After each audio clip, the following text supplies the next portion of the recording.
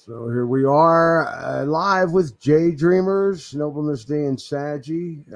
Outside the box thinking and discussion.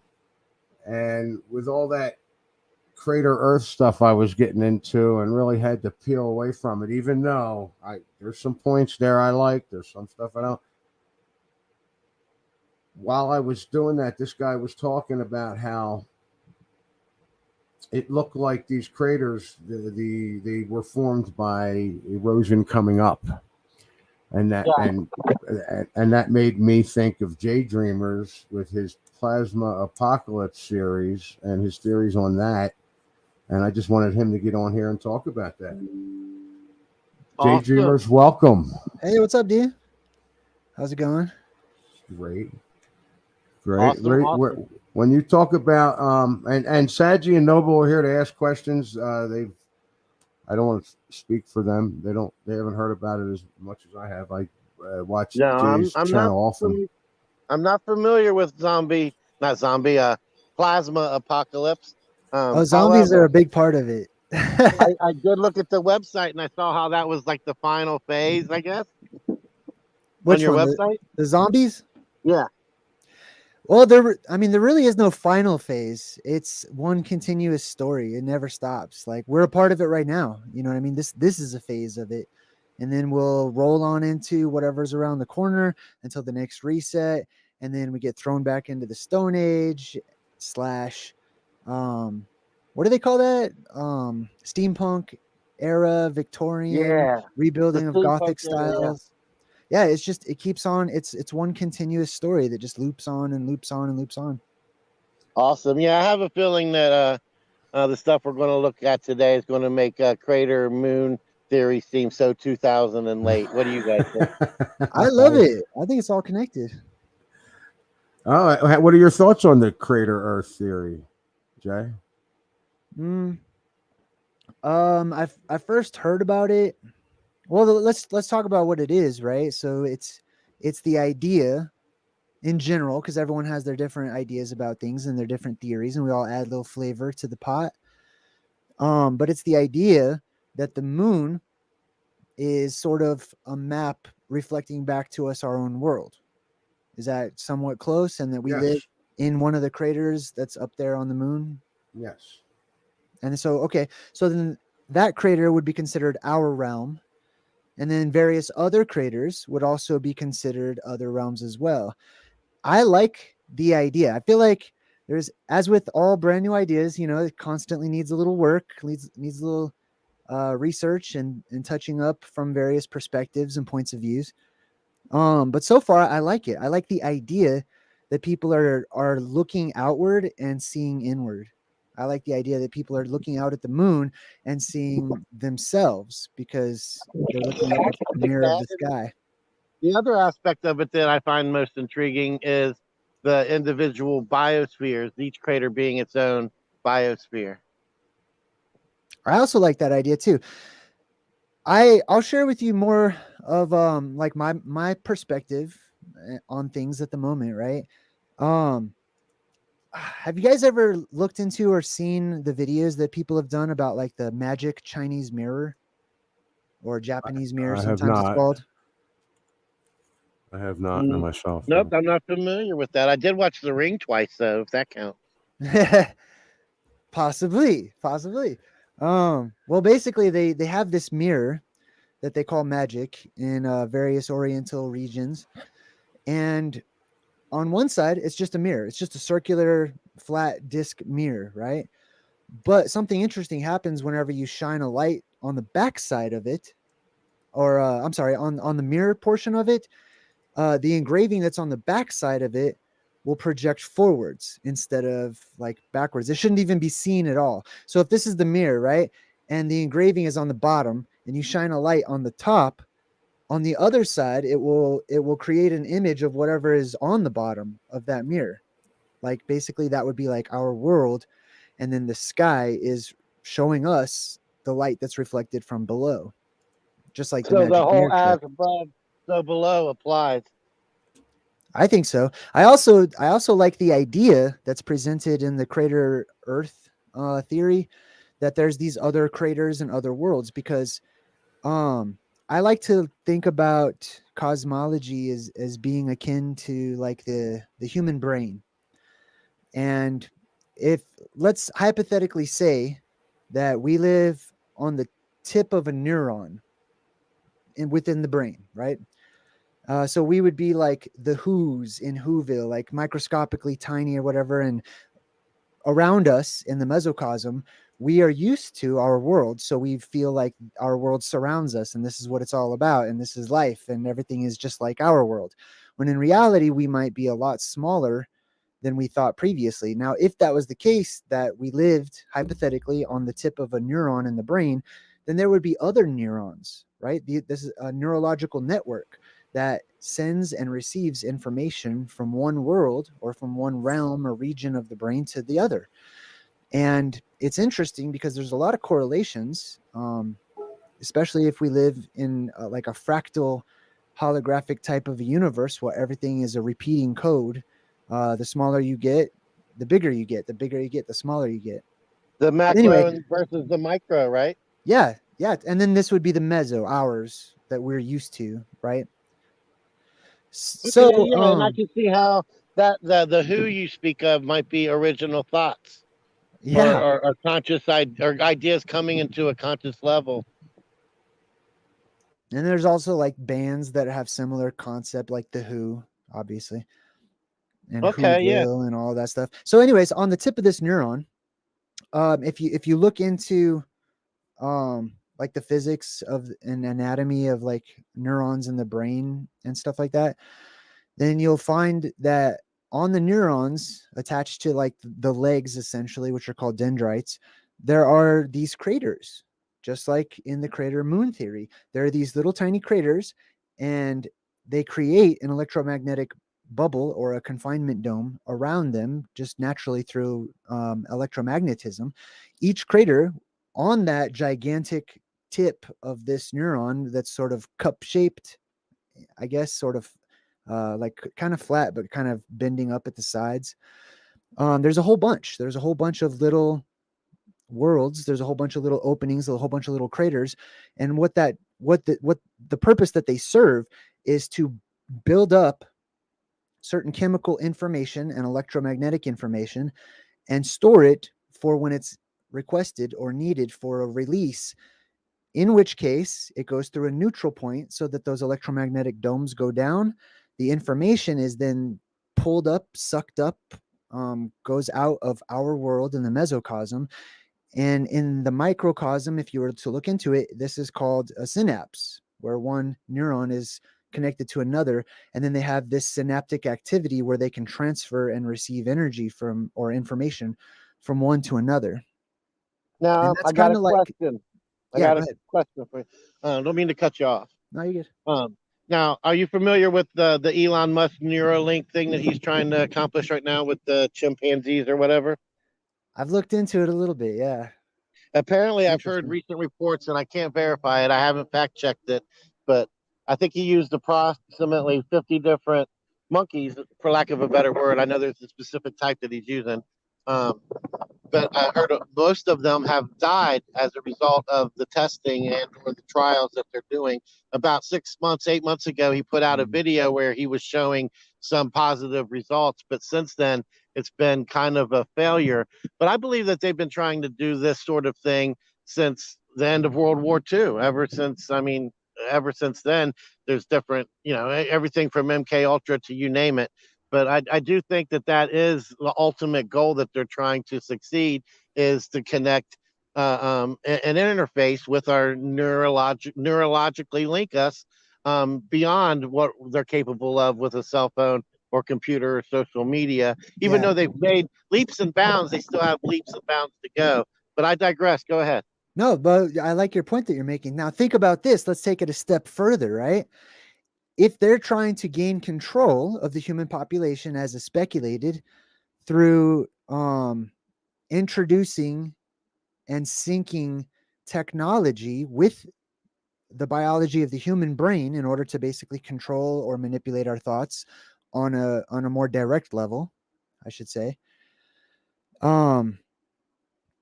who do they serve, right? I'm not speaking like religiously. I'm just meaning that like it seems to be clear to many of us that they include their gods or whoever it is they're serving. They seem to report to somebody, whoever they are, the people who are doing this. And this is all hypothetical. But if there is a group of people that's trying to control the human population's minds, and those people follow suit with the ones we've been investigating, then we can also deduce that they report to somebody else, to a higher power, whatever it may And be. who is they? That is the ultimate question, isn't it? Yeah, the bad guys. The freaking bad guys, dude. Whoever they are, they're not like us. There's the good and the bad. So, taking it a step further, what if, right? What if our world is surrounded by electromagnetic energy? And what if there are essentially three states of energy: neutral, positive, and negative, right? Let's continue on and say, what if that negative energy is the hydrogenated, I'm assuming it's hydrogenated ionized plasma that wraps around our world in what's known commonly as the plasma sphere or the plasma sheath around our world. And the positive energy lies within, right? I wanna pause you for just a second, Yeah, go and ahead. I'm playing devil's advocate as I'm pretending I'm a member of the audience, and I'm scratching my head. I'm already getting a little bit fuzzy here because in the logic, and I'm like, well, what is plasma Oh, exactly? okay. Plasma is ionized atoms. So atoms that are essentially electrified to the point of being in between states. Okay, so my best definition I could come up with without looking it up is it. If I'm trying to define it, is it's like it's a in between state of like gas and liquid. Well, let's look it up real quick. I'll just pull it up on Google here. All right, cool. Oh wait, that's body plasma. One sec.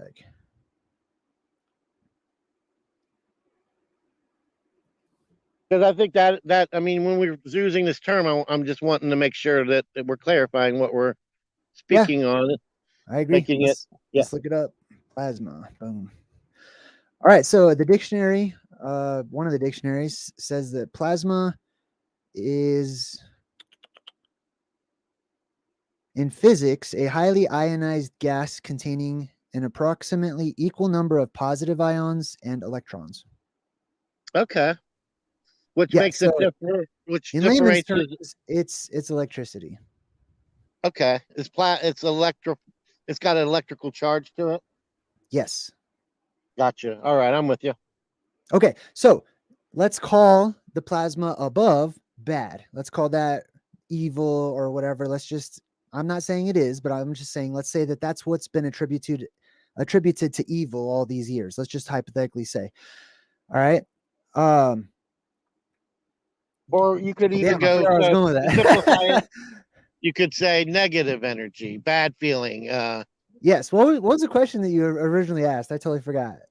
What is plasma? No, before that. We were gonna go somewhere with that. I just wanted to clarify. I interrupted you while you were talking Oh, about the different layers of plasma. right. So we were talking about the bad guys, right? And who's in charge of the world and stuff and how they report to somebody. Let's say Yeah. that they report to that plasma that's above, the red plasma, the spirit of evil or whatever it may be. Remember, it's just energy that contains directives. It has a purpose. Okay. So let's say that energy's purpose is to enter into our world from time to time and to clean house, to kill, and to change this world. So to us down here on the mesocosm, we see that as being an invading force and evil, basically, because it's changing our way of life and it's killing people and stuff, right? So that may be the entity or the energy that they worship, that they provoke, that they try to induce to reappear from time to time, essentially trying to control the apocalypse itself, because when that entity enters into our world, that's according to the plasma apocalypse theory, that's when our world goes through these cyclical resets. And so Yeah, they try to induce that so that they and can control. I'm with you. And the easiest, like low-hanging fruit example I can think of that would be conversations I've heard online about CERN. Yeah, I could totally see the correlation there. What are your thoughts on what CERN's up to? I think that I think on one hand, I think conspiracy talk gives them way too much credit, but then on the other hand, I think that they're um, looking for God particles and things and smashing atoms and particle acceleration isn't something humans were necessarily meant to do until they I don't know. I think that we're reaching slightly beyond our realm of we're pushing the limits of our intellectual realms of possibility. I like that. I'm all for that. Can I chime in? Go for Please it. Noble. do. You asked the question, and I'll try to keep my answer short. But what CERN's up to? I spent a lot of time trying to figure that out. They're colliding particles, as we know, many times per second. Many. I think it's every 25 nanoseconds. So it's like 40 megahertz that they're hitting at 40 million times per second. And it's sending, I think the way I see it or have it figured is sending, it isn't the purpose of seeing what's quote unquote inside, which is a nonsensical thing of its own. It's like saying there's bubbles inside of bubbles. No, not until you break the first one. But they say like, oh, there's little particles in there. It's BS. It's electromagnetic field that they're not collapsing, but breaking up like a bubble, very much like a bubble underwater. But as they do that, and all the regular scientists, that's what they're doing. They're looking at all these little teeny tiny bubbles flying through their other electromagnetic field that they use for analyzing. So they're analyzing everything indirectly, but they're sending vibrations through reality, through the ether. That's what they're doing. And why would they want to do that? Why would you want to wave a magic wand when you say your spell? Why would you want to beat drums when you're trying to bring on entities and energy like they used to? Why would you do these vibrations? There's actually in India to this day, and I found out by accident from a guy I worked at a gas station in India. I was asking him about this temple. I'm like, there's some weird stuff that happened on Google Earth, man. Like, what is this place? He's like, oh, that's a whatever temple, right? They once a year they bring thousands of pilgrims or not pilgrims, but maybe kind of, but poor people and whatnot. They give them free food to tap sticks together for like 3 days straight. I was like, they do what? Yeah, they all sit there and for like days straight, man. They just tap sticks in synchronicity, right? They're That's creating interesting. vibrations. Is that on a holiday or something? I don't know. I can't say I found that information online. I never went looking for it. But this was a guy straight from India. I don't know. I kind of took his word for it. He had no reason to make anything up. He just sold me my cigarettes at the gas station. And that's what they're doing. They're sending vibrations through reality. And just like the what is the effect? Hutchinson's effect? When you send pulsating currents through matter, you can make it becomes malleable. Mm-hmm. Just like when you have physical vibrations, we'll call it physical. It's all the same crap. We've been lied to about so much. But just like if you have physical vibrations in sand or gravel, it's easier to sink something in it, right? Right. It's the same thing. So all the atoms are electromagnetically connected. And if you start sending vibrations, which it becomes by the malleable. Way, that's right. It starts to loosen the bonds between atoms, which now it becomes more malleable. In what means can that be molded? That's another question and a whole nother level of craziness. But also, I think, and kind of angles more traditionally religiously, but not that my ideas stemmed from that. It just happened to fall upon it, is the more evil entities and energies are in a denser place. It falls. They literally fall because of their level of existence. And some of it is within matter. And when you start making that matter more malleable, it can more easily flow and have an effect on the physicality of the matter and what it gets left as. And any changes that happen not within the restraints of electromagnetic fields, so that therefore it doesn't happen within time. Because electromagnetic interactions actually create the concept or the aspect of time. It's as much as I'll say about that. But Yeah, I guess nowadays you could say, oh, it happens on the quantum realm, so it isn't within time, if you want to say it modernly, which is just nonsensical BS that they say, right. right? Quantum doesn't mean anything; it's just a BS word. Yeah. But yeah, You ever and see essentially Quantum Leap? that's what I think they're doing with CERN and all the other colliders. That, by the way, they're running networkly as a network around the world, and that's only the ones we know about. What ones do we not know about? How long have they been digging underground? We have no idea, right? But if you have I'm good. That's as far as I'll go. Other than that, it just gets more theoretical. But yeah, generally. Well, I like what you said about the plasticity or the malleability. Whenever you increase the vibration, right?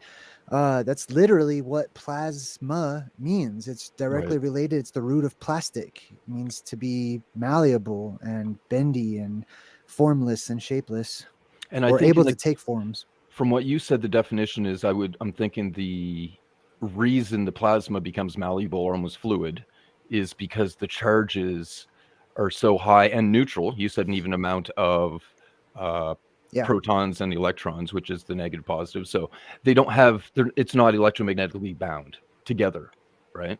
It's actually well, I mean, it's bound. It's just more loosely bound. Sure. Okay. Yeah, that's fine. And then there's the whole esoterical side of everything. I mean, they get on, they do those crazy videos where they're dancing and they have the statue of Shiva outside. I mean, it just seems like there's a undertone of esoterical worship and or a darkness to that as well. That I don't know if they're trolling us with that or if that has to be applied at the same time, some type of ritual or esoteric knowledge. I mean, does that come into play? I'd say so.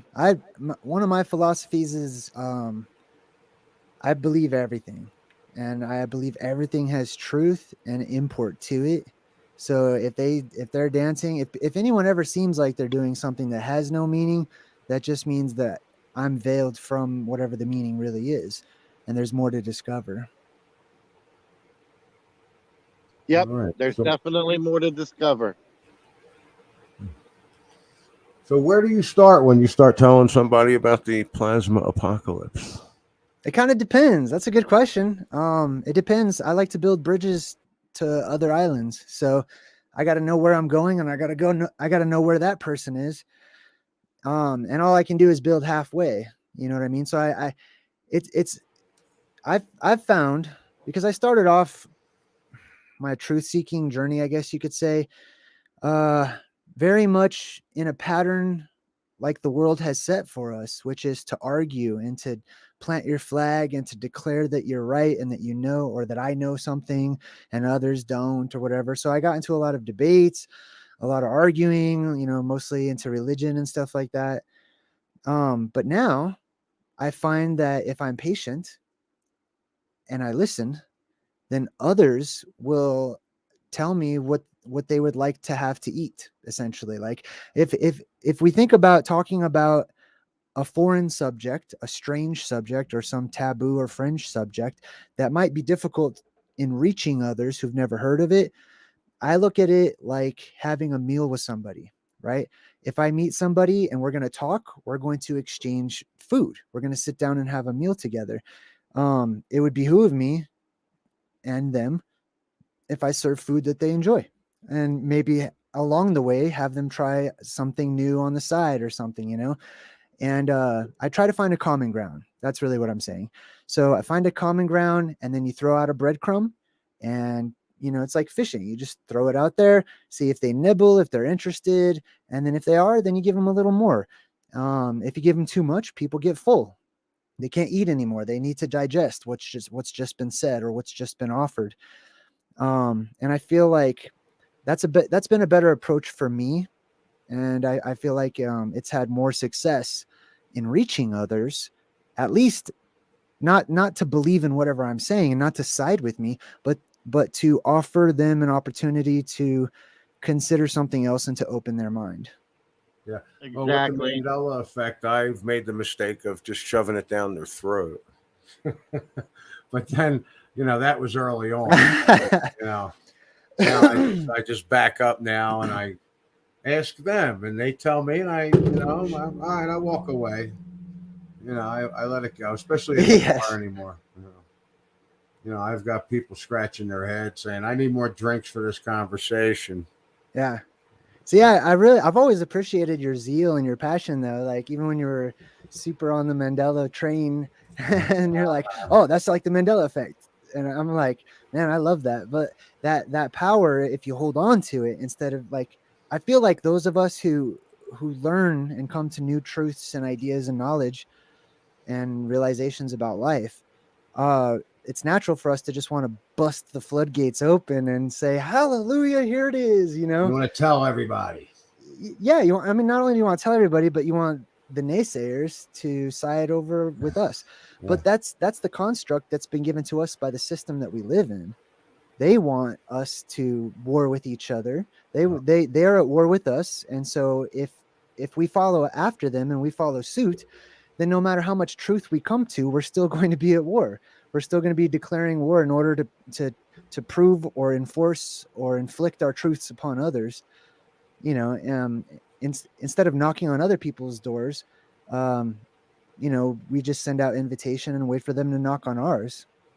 Yeah, and I can agree with that. I mean, you also have people who quote, I'm doing air quotes here, who claim to be truth seekers. However, at the same time, they've already feel like they found the truth, and there's nothing you can show them to change the reality. They're looking for biased confirmation instead of new knowledge, and but then there's also people out there who just don't want to know anything new. They're content in the reality that in the reality construct that they find themselves in, and they don't want any new information. They just want to get up, go to work every day, and keep a normal, simple, basic existence. And they're not looking for any spiritual or ideological growth. But then there are people who are truly looking for that, remained open-minded, stumble across something like what you're discussing here today, and can't get enough of it. So, I mean, in all varying degrees in between. Yeah, I tend to agree with that, especially the polarity part. I mean, you never know what's happening in the car in front of you on the freeway. So that other person might not seem like they're looking for anything new or the truth or whatever, but I like to believe, because it makes me feel better, that by default they will. Like at their own pace, they might be going so slow that I can't even perceive it, but I like to believe that everything is culminating for something better.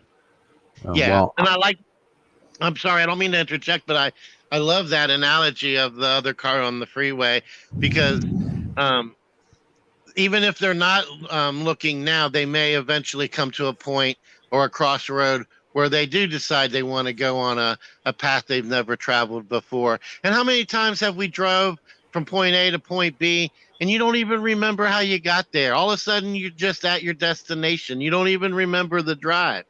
And other times, while you're driving to your destination, you're being extremely aware of every detail of every car, of every license plate, of every other driver, and how much they're paying attention to the road, and all of the sights along the way, and you're taking it all in. And again, then there's every variation in between. Yep, that's happened to me quite a few times. And I know at least 4 people that are interested in this plasma apocalypse thing. So entertain us. Am I on? Well, what would you like to know? Well, I mean, okay.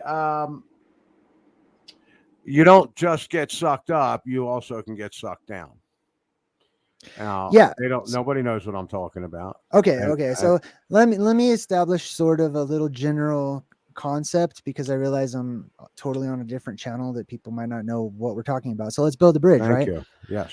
All right, cool. So, our world, according to mainstream academics, in the very least, is wrapped by a blanket of plasma. It's called the plasma sphere. That plasma is repelled by the magnetic and naturally occurring force of the Earth. Plasma is repelled by a magnetic force. It also is contained by a physical barrier. Just like your plasma ball, the plasma on the inside can't escape that glass crystal ball, but the light can come out so you can see it. Make sense so far? Say it one more time. I was with you to the very end. Okay, no problem. So around our world is the plasma sphere, where there is a blanket of plasma wrapped around our world. Okay, so is it something we can't physically see it or sense it necessarily physically in a tangible sense, yet it exists like an ether? Yeah. So if you, for example, if you want a good mental picture, take the aurora borealis, turn it red, and put it out in space just beyond our world. Are there Okay. other names for it? I've heard plasma belt. Is that something Yeah, the people Van have Allen called it? belts, the plasma Plasma belt, belt. the ionosphere. Okay, I'm with you now. Okay, so it's kept out. The reason that it's not charging in and trying to ground itself as electricity does to our world is because it is shielded from our world by the Earth's naturally occurring electromagnetic energy. So a magnet is pushing away the plasma, keeping it away, which is the Earth. The Earth is the magnet. It's keeping that plasma out. Whenever the electromagnetics of our world start to shift and then ultimately flip, there is a neutral point in that flip. Excuse me one moment.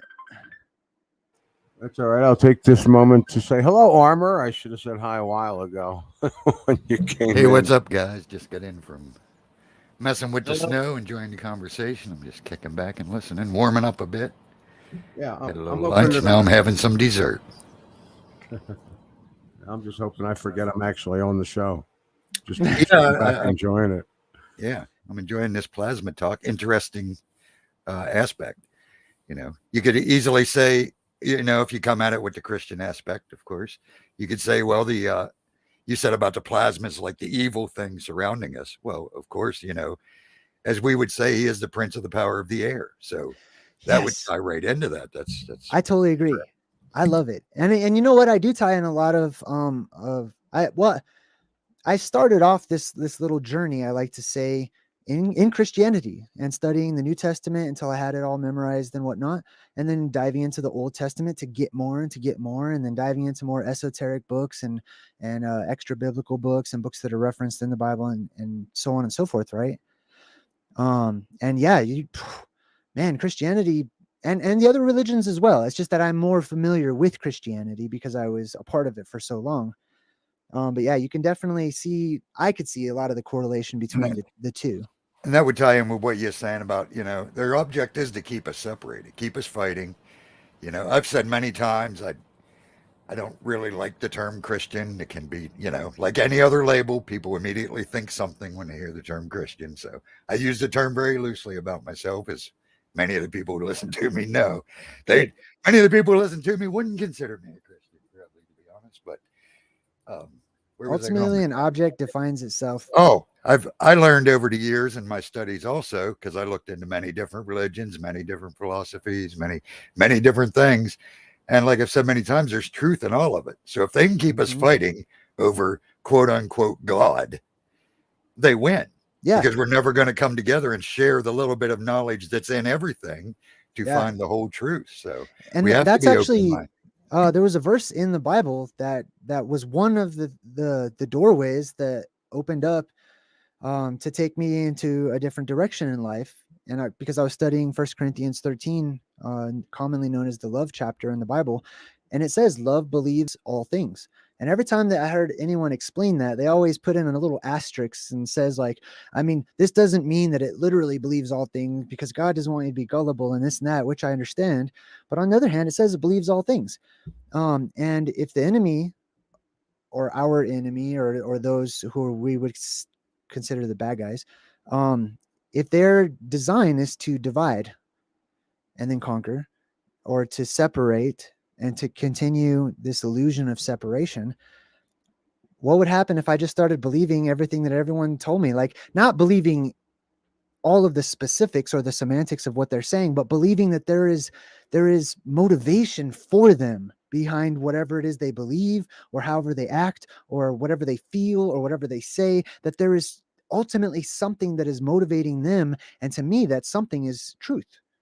So does it mean that they're right and what they're saying is true? No, but is their truth there somewhere to be found, and maybe it's tied into a knot and it just needs to be untied, or maybe we need more pieces to put together to see the bigger picture. Yep, absolutely. I'm a firm believer that, Father can put truth in everything, and he does hide his truth in everything. That's why we're told to seek. That's why we're told all kinds of things. You know what I mean? That's why we're told to study, to show ourselves approved. Everyone ties that strictly to the quote unquote Bible, but, the Bible wasn't written when they said that. So what were they talking about? Study to show yourself approved. I don't think they meant study just the Bible. I think they meant study everything. Study the information you're given, weigh it out in the spirit, and separate the truth from the false. That's what we're supposed to be doing. We're not supposed to be arguing over the truth. We're supposed to be finding the truth. Yeah, I totally agree with that. All right, where was I in the description? I was talking about the plasma sphere around our world. There's a sheath of plasma around us. There's an electromagnetic barrier or magnetic energy pushing and keeping the plasma away. Now, inversely, on the inside of our world, and I use this sort of a dome motion when describing the world often. That's because I have a different cosmology than mainstream academics does. My cosmology leans more towards and takes pieces from ancient cosmology, but I also tend to see the connectedness in what we call space and stuff, and that space might not actually be full of space, but it might be fullness itself, and that there may be more space in here where we are than lies out there. But anyway, so we've got that magnetic barrier, right? And then whenever we go through an electromagnetic shift, there's a neutral point. And when that neutral point occurs, there is no magnetic barrier to keep that plasma or that sleeping god or goddess or that energy from entering into our world and grounding itself the way that it is naturally inclined to do. So, because our world is pressurized, we have a pressure system. And if anyone ever has a question, you can feel free to ask or whatever and interrupt me. But we have pressure going to say, systems. is this pressure system gravity? No. Okay. No. No, is it a quote unquote dome? I think so. Yeah, I'm leaning A covering. towards that I don't myself. know if it's a dome shape. I mean, I lean towards it being a dome shape. But it's a physical barrier. Yes, and I mean that's what I see right now, because it stands to reason that there should be a physical barrier if there's pressure, because you have to have a barrier to create pressure. To create the pressure. Yep. Yeah, That it can't I agree exist with that one. Exactly. So there must be a barrier. You know what I mean? Modern academics doesn't tend to agree with that, but whatever. I'll take. Yeah, and our atmosphere isn't self-contained based on because of gravity. I refuse to believe that. Now, because of that pressure that is building up for age after age, it has to be released. It has to pop at some point in time. That pop is when we go through that neutral point, and that electromagnetic barrier, that magnetic dome around our world is instantly disappears. That dome is also holding, it's partially responsible for holding in all of that pressure. There are elements, chemicals up in the upper the upper layers of our atmosphere that layer out, and the chemicals that are repelled by a magnetic force are being pushed inward towards us from all sides.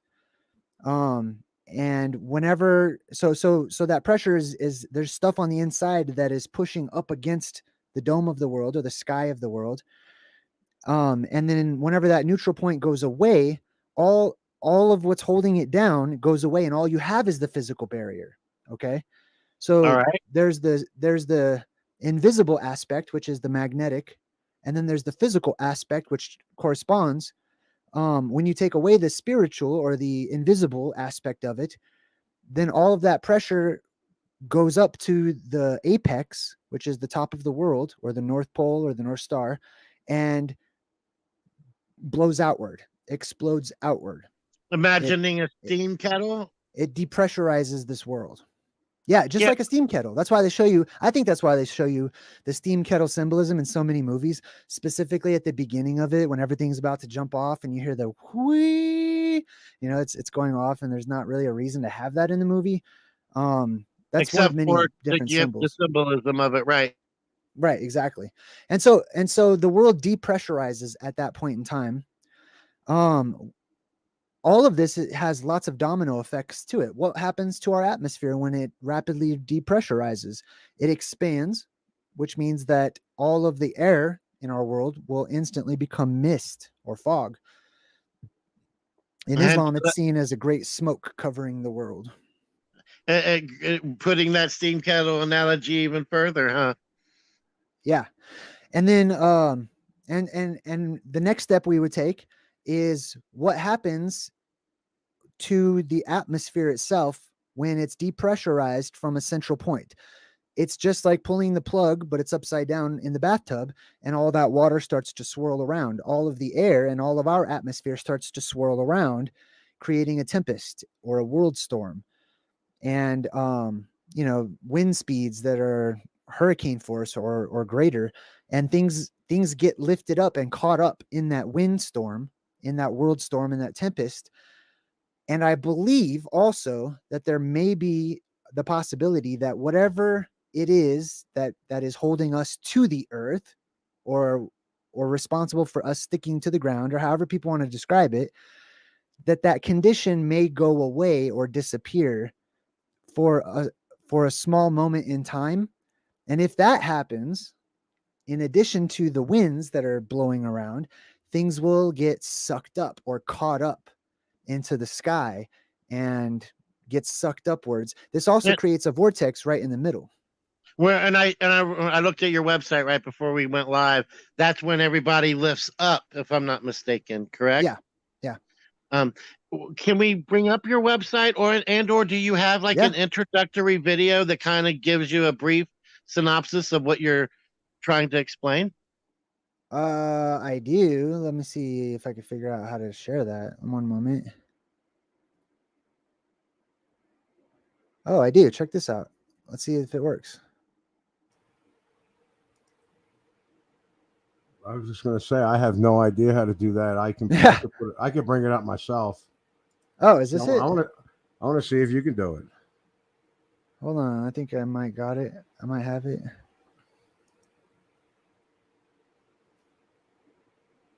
Oh, I think it's maybe like loading or something. Yeah, we're going to talk about the red glasses too. Okay.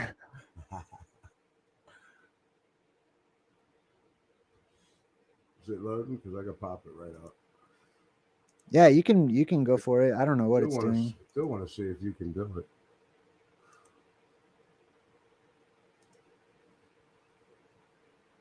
Oh, cool. Oh, right on. Check you out.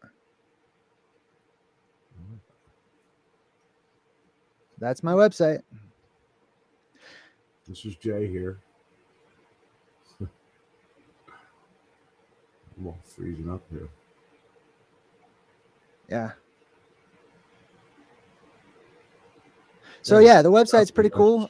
It's got like the main pages are all free so that people can check it out, read, a few things for free, see if they want to become a paying member, because this is one of the ways that I make my living.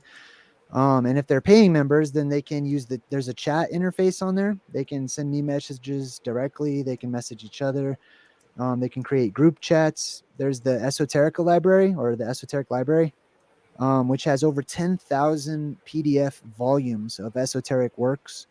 Everything from all of the patents of Tesla that you can pull up, download onto your computer for free, to ancient maps, cartography, books about the Illuminati, Freemasonry, ancient Egyptians, fallen world, strange creatures, myths and legends. There's a lot of stuff on there. And then, of course, my book that I wrote is on there as well. I have to sign up for this, right? If you want to look at everything, you do. Otherwise, you could just click on like the main tabs and you could check it out.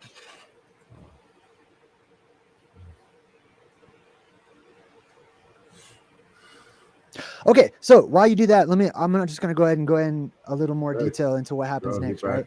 So we've got the electromagnetic dome goes down, neutral point happens, the winds kick up, the atmosphere expands, creating fog everywhere. Now, because there is now an opening or a doorway, a path between our realm that we live in and those outside of our realm, beings and creatures can now enter into our world, and we, if we are able to, may now leave.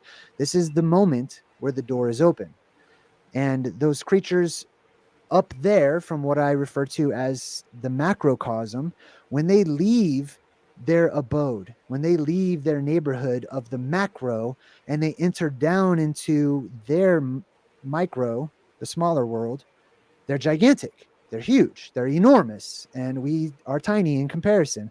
Just like if we were to figure out how to go down further into, the microscopic, we would look gigantic or whatever. But there's other reasons for that as well. The pressure in our world keeps us small. The more pressure that builds up over time after it's released, right? The more the smaller everything and all life gets in here, as well as all of the resources being used up and all of the chemicals that add to our growth. Might explain the giants. Yeah, giants and the phantazoids, or what I refer to as the phantazoids, which are like the great beasts of old, thick monsters that go by various descriptions. They're sort of, hidden, or there's some mystery to them or whatever. Fantastic beasts, like they're the whole movie's basically about them. The Leviathan, the Behemoth, all these different otherworldly creatures are otherworldly, and they get pulled down into our world as well. Maybe they fall in, maybe they just, maybe there's a suction or effect or something. I don't know, but that's when they're able to enter into our world. So we go from the modern age, thrown all the way back into the Stone Age. Everything is all trashed about. Our world is sort of a junkyard. Not everything that gets sucked up goes out. Some things are redistributed back down into our world. So we have piles of junk all over the place. We have people waking up from just passing out. Many people develop amnesia. There's a sort of a worldwide amnesia that seems to happen. And they go sifting through the trash. And the inverse of that would be like you mentioned in their guy review, the spirit memory, where you still have some recollection Yes. of the previous existence. Right. So some things get sucked up. At the same time, you also have, I believe that there are worldwide earthquakes, not just local ones or whatever, but worldwide that happen. And if that's true, then when the ground is shaking so much, it causes liquefaction, like we talked about in the beginning, that basically creates quicksand. And the things that don't get sucked up, many of those things get sucked down or sink down into the earth. And then when the world stops shaking, the world solidifies instantaneously, trapping them in the earth itself. So as you can imagine, there's a lot of stuff going on, but there's purpose behind it. There's reason to it. It's not just fear porn to, scare people into believing in one way or the other about things. It's a natural. So that's essentially the word apocalypse comes into play, right? Yeah, apocalypse literally means to uncover. So our some people take the uncovering portion of it, and they're like, it means to unveil or to surprise or to show you something that was hidden. Yes, it does. It implies that, but the physical action that it's describing is to take a cover off of something. Our world has a cover on it. That cover, that container, that box, whatever you want to call it, is removed. It is apocalypsis. And so it reveals what's on the inside or whatever.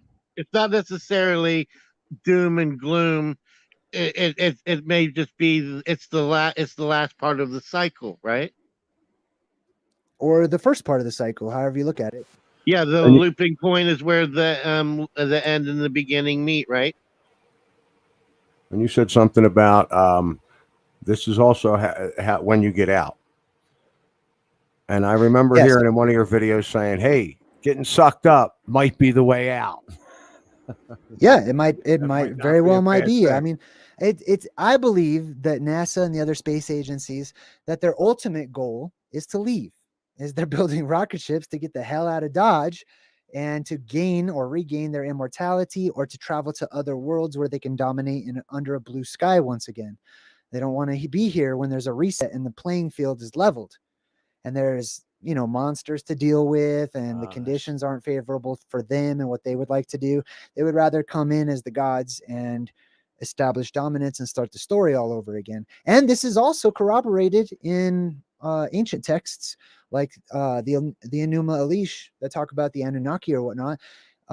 If you read Zechariah Sitchin's works, he goes into great detail about his translation of these tablets that describe these otherworldly beings that came down, ruled for a time, warred with one another, and then all of a sudden, one day, all of them were seen blasting off, taking off, and promising to return one day.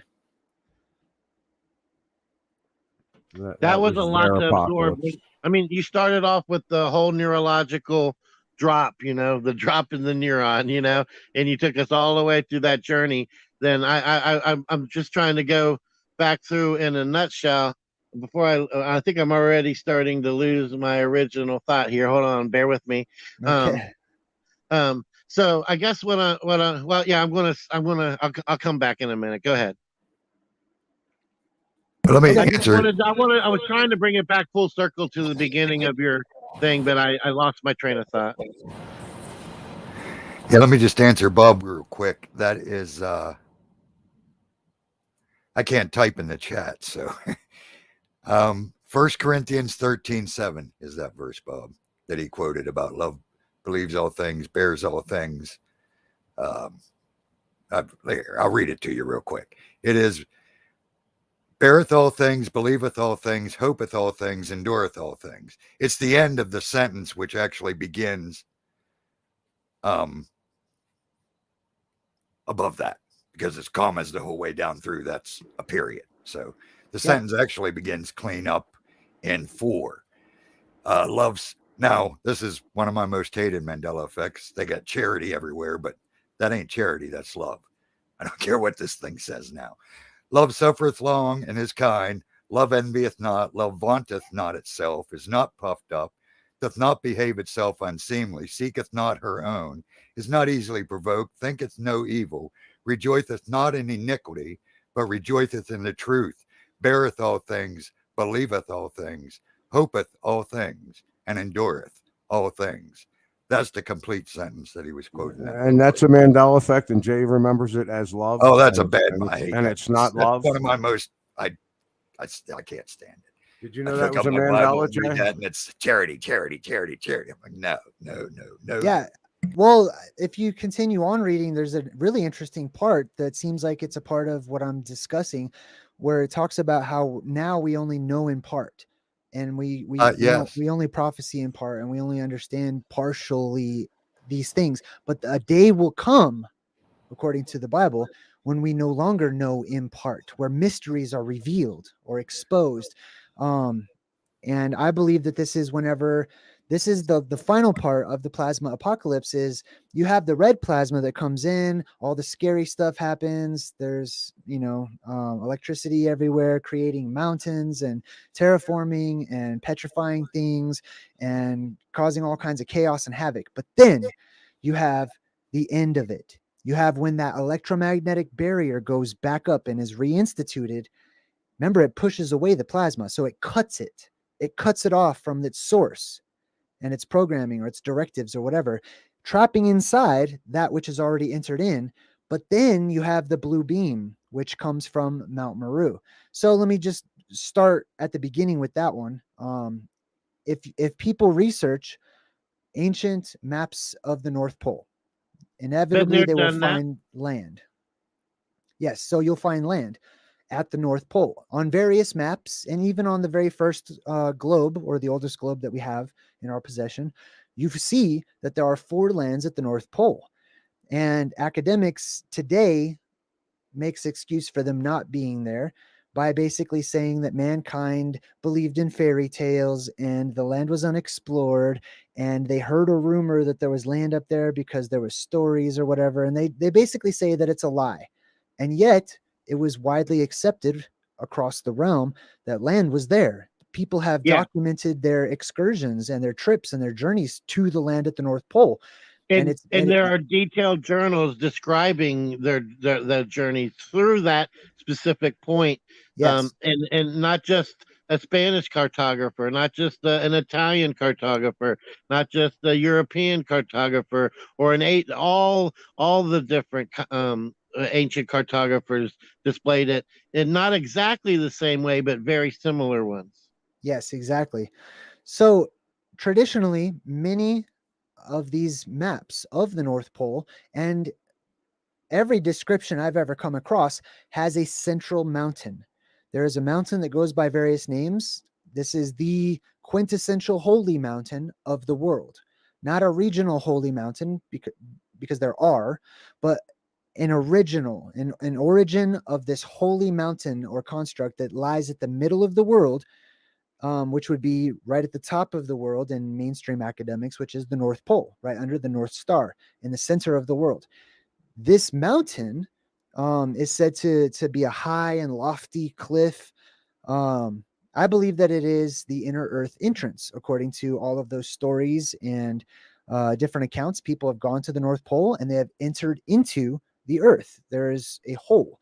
So we have a mountain In the that has a journals, hole. I don't mean to cut you off, but in the journals they describe it as a vast pit where the Yes. water from those four rivers literally fall beyond what we can perceive, deeper than the human eye can perceive. But I Yes. digress. Go ahead.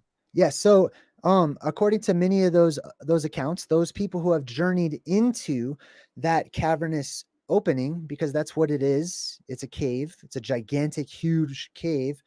They have entered into it and described electrical forces at work within the earth, and they describe it in their own ways, and it becomes cartoonified over time.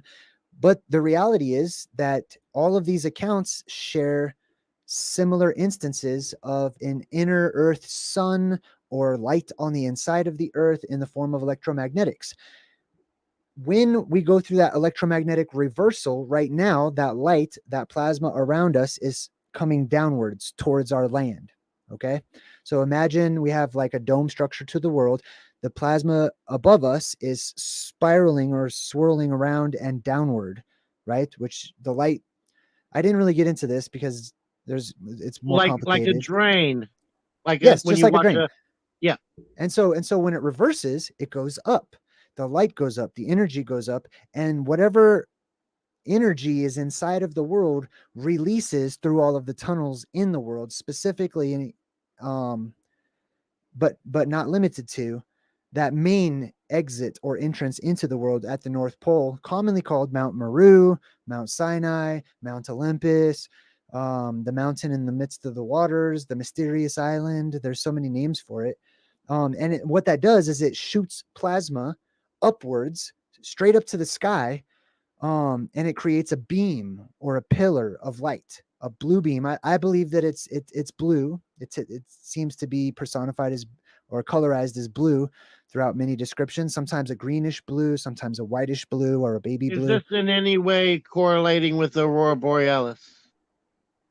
Or is that something totally different? I mean, I think they're all connected. The Aurora Borealis is it's plasma, but it's the plasma that is kept inside of our world, trapped inside of our world, swirling around the North Pole or the Arctic Circle. Okay. So whenever the energy reverses, the sign that we look for, the sign that we see, there are those who are the watchers. They're the watchers for the sign. They're the watchers of that light, of that beam. They watch for it while it's up for an age or for an eon. They watch to see if there's any signs that it will be going out soon. They're astrologers, they're magi, they're astronomers, they're scientists, whatever. They're the watchers of the eternal flame, or the flame that lasts for an eon or an age, which is what eternal really translates to, according to my studies at least.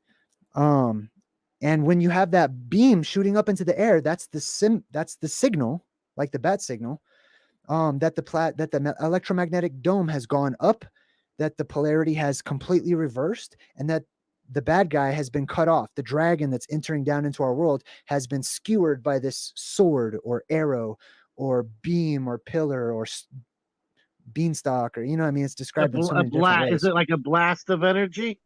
Yeah. Oh, yeah. A huge Okay. blast of energy that doesn't stop. It continues to go up to hit that dome. But remember, plasma is repelled by an electromagnetic force or magnetic force, right? So just as that dome keeps out all that red plasma, now during the next age, when the blue beam is shooting upwards, it is filling our world with the same energy. It's filling our world with goodness. It's filling our world with a higher vibration. It's filling our world with magic or spirit or whatever people would like to call it, until the next release where it retracts because the energy goes downwards now. And that blue beam goes down into Hades. It gets lost in or dragged into the earth. People tell stories about it and personify it as, going down to Tartarus or hell or the inner earth regions or whatever. And they look forward to its return. Okay, so on average, it takes about 3 to 4 generations for knowledge from that fifth generation to be completely lost. How often do you think, in relevance, is this occurring in a generational or time lapse? I think it occurs more often than people would assume. I think that it occurs in different intervals and different intensity levels and different strengths. So the longer we go without pressure release, the worse the apocalypse is going to seem when the pressure is released. The less Okay. time we go between pressure release, we'll have a more mild apocalyptic event, so to say. So idealistically, it happens frequently Yeah. to a lesser degree, more so than we have a long time and then all of a sudden Yeah. a severe one. And I believe that the historic record worldwide corroborates this. If we look into all of the strange anomalies that have happened throughout the course of history to our Earth and to the atmosphere and in various regions of our world, people will describe, oh, on this day, the whole world was clouded by a thick fog. On this day, for example, in Mormonism, they talk about how here in America, when Jesus was crucified, and this is just their storytelling, right? There was a tempest that happened, and the wind kicked up so hard that it blew some men away, and where they went, no one knoweth. And like, there's all of these different various stories of these things that have happened. There's huge events like the floodwaters being introduced, and we get an ocean all of a sudden, or the floodwaters being removed and more land being revealed, and there's room for brand new exploration and moving about and stuff like that. So I've been talking a lot. Armor, you chimed in a minute ago. Noble, did you have anything you wanted to add to the conversation? No, not at the moment. I'm listening. No, it's good. Yeah, I'm just totally enveloped in what's going on. I every once in a while I have a question. I'm like, I want to interrupt, but I don't want to stop you, Jay. Yeah, I'm the same way. I guess if I'm trying to imagine myself as an audience member instead of someone on the panel, and who's really kind of intrigued by what you said so far. But then I'm thinking to myself, oh, bottom line though, what's the brass tacks? How does this affect me? I was just thinking, not question. to answer Sagi's question, I'll leave that to you. But I just wanted to interject real quick. You said about the reset, for lack of a better term we'll use. Sure. When they say about Jesus being crucified, to the story we're told through the Jewish writings, the sky was darkened, the ground shook, graves were kicked open. I mean, easily could have been describing a reset in their terminology. Yeah, the dead came to life. And then think about immediately after that, you're saying that would fill us with good energy, quote unquote, sort of, Yeah, it would turn the tables. It would flip look around. at what the apostles did. Supposedly went about all over the place, preaching good news, healing all kind of people. I mean, just doing amazing things. And you're saying we're probably due for one now, which I would highly agree with, because look at the world now. Look at how dark and evil it's become compared to what we were told it was like immediately after that, with miracles happening everywhere and healings. And, there were still troubles, but there was a lot of good. Now there's a lot of troubles and very little good. So, yeah, I just thought it's pretty amazing how that would tie right into your theory. Yeah, I totally agree. And I do want to talk about the effect that all of that influx of energy, as the world fills, the blue beam fills the world with brand new energy. Also, there's chemical reactions that happen whenever, if it's oxygenated, like I believe that it may be, that oxygen slamming into our chemicals that are already there and creating pockets and clouds and whatnot of new chemicals. And also the dead coming back to life is another thing, and then getting some what we would call superpowers, essentially. However, I don't know if it would it be okay if, like, maybe I took a quick break because I have to use the bathroom and then we can come back. Or No breaks. Yeah, of course. No, Suso doesn't allow I'm so breaks. sorry. He's like a slave master. We, He's we like, don't having do a lot of breaks here, coffee. man. You go Okay, do cool. what you got to Well, do. you guys There's enough talk people amongst here. yourselves, and Yeah, I'll be they back. like to chat. I bet. Okay. we'll talk about you. You'll be all right. Noble, let's hear that deep voice. What do you got? Everything you've heard. What's going on? What do you think? Yeah, my voice is a little deeper today because I slept in. There's plenty of things that points that he brings up that are similar with some things that I theorize or figure. But yeah, there's a lot there. Like I said, I tend to try to take everything to terms that I would use. So, to me, plasma, spirit, Right here. two terms that could be the same thing depending on who's talking about them. You know what I mean? I would call it the spirit is coming in. We're getting, filled with the Holy Spirit. I think every one of us here have a different viewpoint on ideas like that. That's why I invited the 6 people that I invited to come in here. And I'm loving this, Sue. So I just want to say, while we're in a little hiatus here, this is awesome. I mean, this is what we need more of. People coming together, just talking, ideas and just sharing thoughts and, Jay's a not great one arguing for that, about, man. oh, no, no, this way. No, Yeah, that it's doesn't not. accomplish Jay's anything. That feeds the bad energy, whatever term you want to use. Absolutely. Come in and talk about stuff and learn from each other. I mean, this is a pretty awesome theory, and I'm loving it. Like I said, I can easily relate it to my beliefs. I don't have a problem with what's going on, but yeah, we need more of this. So thanks for doing it. Oh, absolutely. This is great. Yeah, I appreciate it. As dark as it seems, as dark as it sounds, I don't believe that's the case, especially, because when I've listened to Jay talk about this on his channel, and get over there and sub and listen to his stuff, he has a series out. I'm going to go off here and forget what I was talking about. He has a series out called, Sagi, what was it? What's it called? Truth in Movies. And it's one of my favorite things when he comes out and does that. It's one of my, Sagi's gone.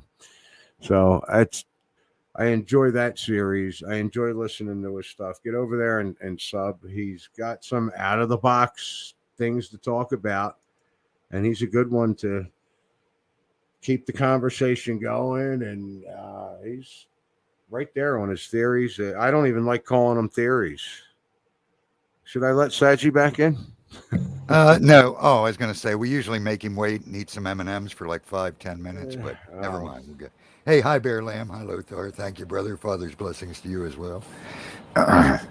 Yeah, I'm loving this, Sue. So this is great. Like I said, this needs to be done more often. So, Yeah. Well, anybody that's come on is welcome to come on. If anybody's ever got something they want to talk about, we'll do it and invite everybody in. I didn't expect to be doing a show so soon, but this is great. I guess I could do a quick shout out, right? Push buttons. yeah. What kind of host are you? Shout Oh, out. go! You know what, Arbor? I'll let you do that. That's your thing, isn't I it? stepped right into that one, didn't I? Well, I can only see what I'm seeing in StreamYard, so hopefully I won't miss anyone. We got Lothar, who just came in. Bit of Venom. Sweet Connie Joe. Always awesome to see my dear sister, Connie Joe. Fizzy Pop in the house. Much love, Fizz. Go Kart Bob. Sagi.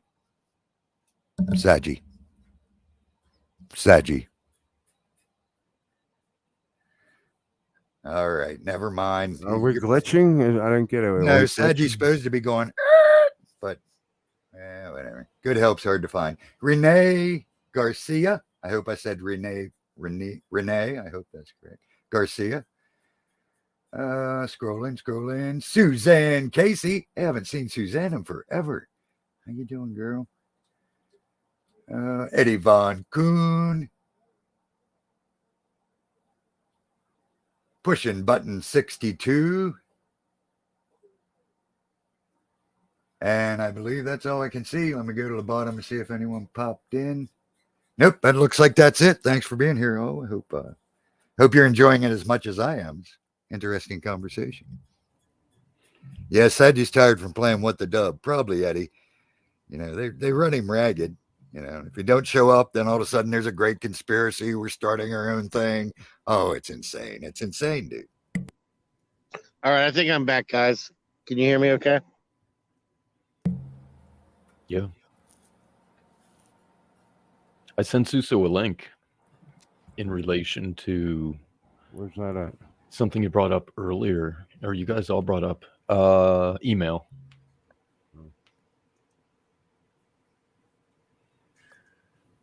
Something to do with the plasma and things being fluid or something. The craters, even? I don't know. Well, that was one of the things that I was thinking. If the whole crater thing is, what's a plasma apocalypse, and if things are getting sucked down, things could be getting sucked up as well. I brought this up, this recording. I recorded this a few years back during Mandela, maybe 2017 or 18, because it was what I was seeing on Google Earth in different places.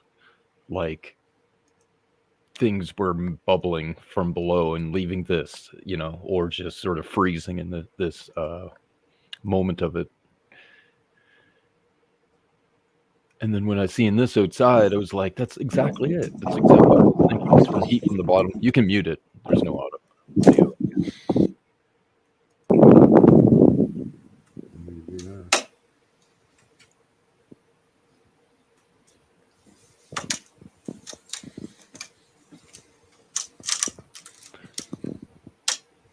So this was just snow that was on the banister that melted down.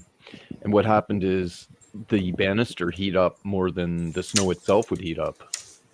And it would leave rings and craters and whatever, depending what stage it was at. Interesting. Wow, yeah, that's very interesting with what we're talking about. That's pretty wild. I think Suso started out the conversation in something related to that. That's why I brought it up.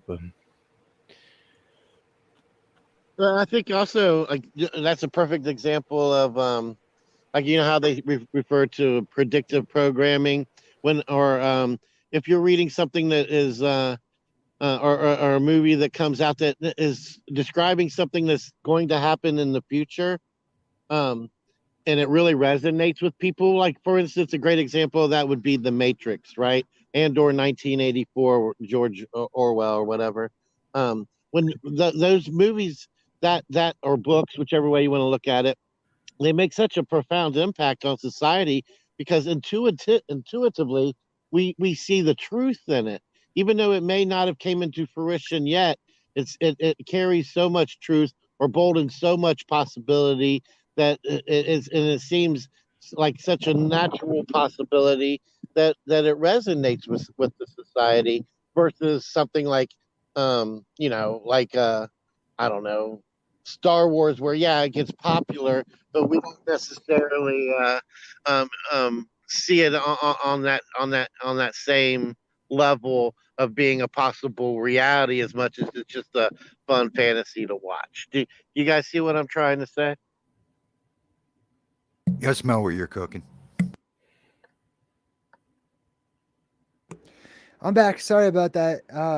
I tried to get some refill of my coffee, and I filled it up to like the brim, so I barely moved it, and it spilled on me. So then I started freaking out and spilling it more all over myself. Then I had to throw my coffee and run my hand under some cold water so it didn't burn.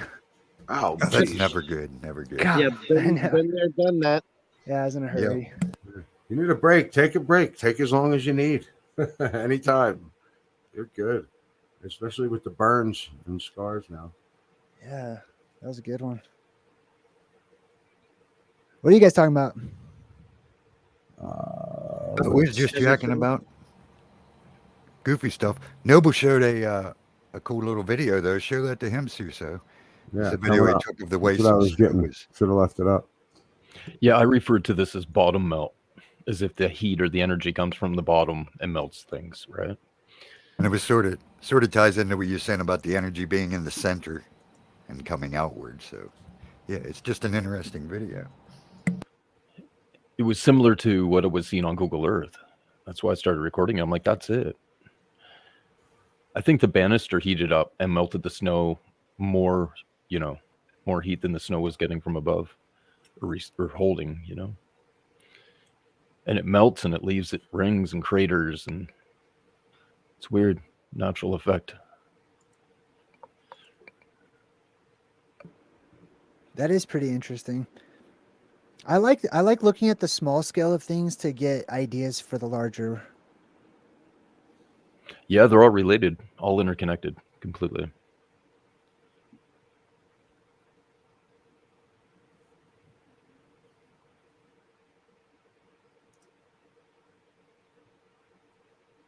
All right, where are we? All right. Sure. Before you went on your break, I was asking you, what's when the average person gets introduced to this theory? Bottom line, they're going to say, so what does that mean? How does that affect me? How am I affected by this? So Oh yeah, how does this apply to me? Or what should we do to help? Go underground. good Yeah. question. So, ultimately, my perspective is that this event is experienced worldwide across the realm, and that not everyone will, if they were to go through it, like if you had a crime and you took all the witnesses to the crime, they would all explain their perspective. Some people might be racist, so they're biased and they describe it in one way. Some people might relate to the criminal or something, so they'll describe it in another way or whatever. So this event is described by culture after culture worldwide. They just describe it with their own flair and their own flavor, and ultimately everyone experiences it in a different way. So how does it relate to you? It depends on what happens when you go through it. You know what I mean? Some people will die instantly. Some people will just not be able to breathe or whatever, possibly die. Maybe not. Maybe they'll just pass out or whatever, because all of the air is getting sucked up into the sky. So it's going to be very difficult to breathe for a short time. Some people might be in a good location, other people's might be in a really unfavorable location, and they might have the ground open up beneath them and get crushed. Some people might totally survive, and some people will sleep through it. You know what I mean? Like, I believe that I'm at the highest point in Colorado, so I'm pretty close to the hole in the center of the North Pole. Yeah. yeah. Aren't you We- protected by you're surrounded by mountains though, right? Yes, sir. Yeah. So Yeah, that's something that you have going in your favor, because remember we talked about how the winds pick up and create a tempest of circling winds, right? The Rocky Mountains and other mountain ranges as well, when the wind hits those, it goes upwards and essentially misses the towns below, or the towns that are blocked off by all those hills and mountains and stuff. So the winds don't affect you as drastically as they would others. Well, Which is you got good. a spot here, brother. If you need one, you're not far. Thank you. I'm actually probably going to get ready to move in the next couple of weeks to Fountain, because they're remodeling my place. So I would like to live in Manitou. I feel like that's a great spot that I would like to go to. Either that or, somewhere actually in the mountains like Vail or whatnot. But just at the base of the mountains is a good spot too. I mean, it depends on what side of the mountain you're on. If you read the Adam and Eve Project, the writer talks about how the lee side of Pikes Peak is one of the safe zones from this wind that happens that picks up. Interesting. Where's Fountain? It's right next to Colorado Springs. Oh, okay. Yeah, No, it's- you're not going far. Nah. All right. So yes, I think I was going to talk about the good news, right? There's all the doom and gloom. There's all the scary stuff. There's all the Ah. dying and monsters and aliens and stuff. Let's talk about Which I remember, if I remember correctly, you can't wait to see. You don't want to go nowhere. You want to see the monsters. Yeah, I do. I believe that the reward is worth the wait and worth the trials and tribulations that we go through. I couldn't agree more. That's why I say armor up and get ready, because it's on. Bring on the monsters. Yeah. With you, I brother. love it, man. Well, I That's mean, why I'm here. and just because we call them monsters doesn't mean necessarily that they're all bloodthirsty, evil creatures either, right? Just as we have good and neutral and selfish or whatever, the animal kingdom does too, as does the monster world or whatever, space animals. So anyhow, the good news is that for those that survive, conditions are applied to our world. New conditions rise up quite physically from the earth itself that add to an elongated lifespan. So we don't have all that pressure pushing down on us from every side, not just keeping us in a shrunken state and constantly shrinking state, but we're allowed to grow and to flourish. The oxygen is reinvigorated into our world. The sky turns red because it's blue now. It will change to the red spectrum, which will allow plants to flourish and grow to amazingly gigantic sizes. The earth returns to more of what we call the garden of paradise, or a state like that. And imagine this. I'm just gonna start with one superpower because I talked about inheriting superpowers, right? Which sounds fantastic and sounds great. This is one of the things that I would look forward to. Each one of us in this show right now, we have been working out and exercising vigorously our entire lives under stressful conditions, actual pressure and stressful conditions. Also, I believe under a high, you'll have to excuse the terminology because I don't know how else to describe it, but what academics would call a high gravitational field or whatnot. But basically the conditions that we exist in right now will be relieved. We will be relieved of these conditions. And when those conditions change, but we remain the same, we take the muscle structure that we have now into a new world, or not really a new world, a renovated world, a renewed world. And there is less pressure all over the place and a weakened gravitational force or an electromagnetic force that runs around the dome, around the sky, and through our world and under our world. And when that is weakened and then it gains strength over time as it returns, what that means is that objects weigh less, essentially. And so you would be able to, say, pick up a 50-pound weight with ease in that type of an environment, where in this environment, it weighs a bunch. You know what I mean? So the people who are born into that world won't have that same ability. We will have that ability because we survived. We came from working out under this pressure of this world. The pressure is relieved. Those born into that world, their muscles are grown and accustomed to their new environment. And in comparison to us, they're weaker, although they will grow to be of larger sizes, much bigger. I don't feel like I did a good job of explaining that. Does that make sense or no? Yeah, I'm following what you're saying. See, and Yeah. I understood because I heard you talk about it before in greater detail, I should say. But it's funny. It almost sounds like a dream someone once told me about. I Noble. think a good analogy would be Superman when he leaves Krypton and comes to Earth. Yes, I agree. I think that's the whole symbolism there too. And he gets his power from our sun. And I think there's a lot of symbolism with the superpowers and super heroes and stuff that exist in the movies, but not just super strength, but because there is an increased or an influx of spirit or electromagnetic energy or whatever it is that people would like to refer to it as. we are electromagnetic by nature. We are spiritual by nature. And when that is amplified, you get other superpowers like telepathy, like being able to sense what vibration someone sends out, or read auras and things of that nature. Like our spirit is amplified. It's an amplification of the energy of the world, and we're included in that. So there are some who become energetically amplified. Many of us become energetically amplified if I was to correlate it to the Bible, like we were talking about the relationship between the Bible and the plasma apocalypse earlier, this would be the receiving of the Holy Spirit. This would be the day of Pentecost. This would be whenever that energy that's filling up our world reaches your particular area of the world. And your abilities spiritually or energetically are amplified. Those things that we tap into now and we have little glimpses of become the social norms in the next And world. I could even go so far as to say they're not even amplified. They're just no longer under restriction.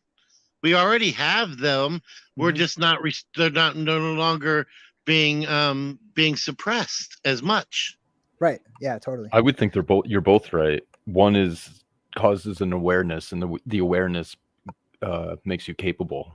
Yeah. And also, like in 1 Corinthians 13, if, like we talked about, if we continue reading on, it talks about how we know in part and we see in part, but one day will come where things are revealed to us electromagnetically. I'm putting my own 2 cents in there, or spiritually, where we are now enlightened, where the fire of the gods has been shared once again, because there's that eternal flame that rises and fills up our world with the energy that it has been missing and longing for so long.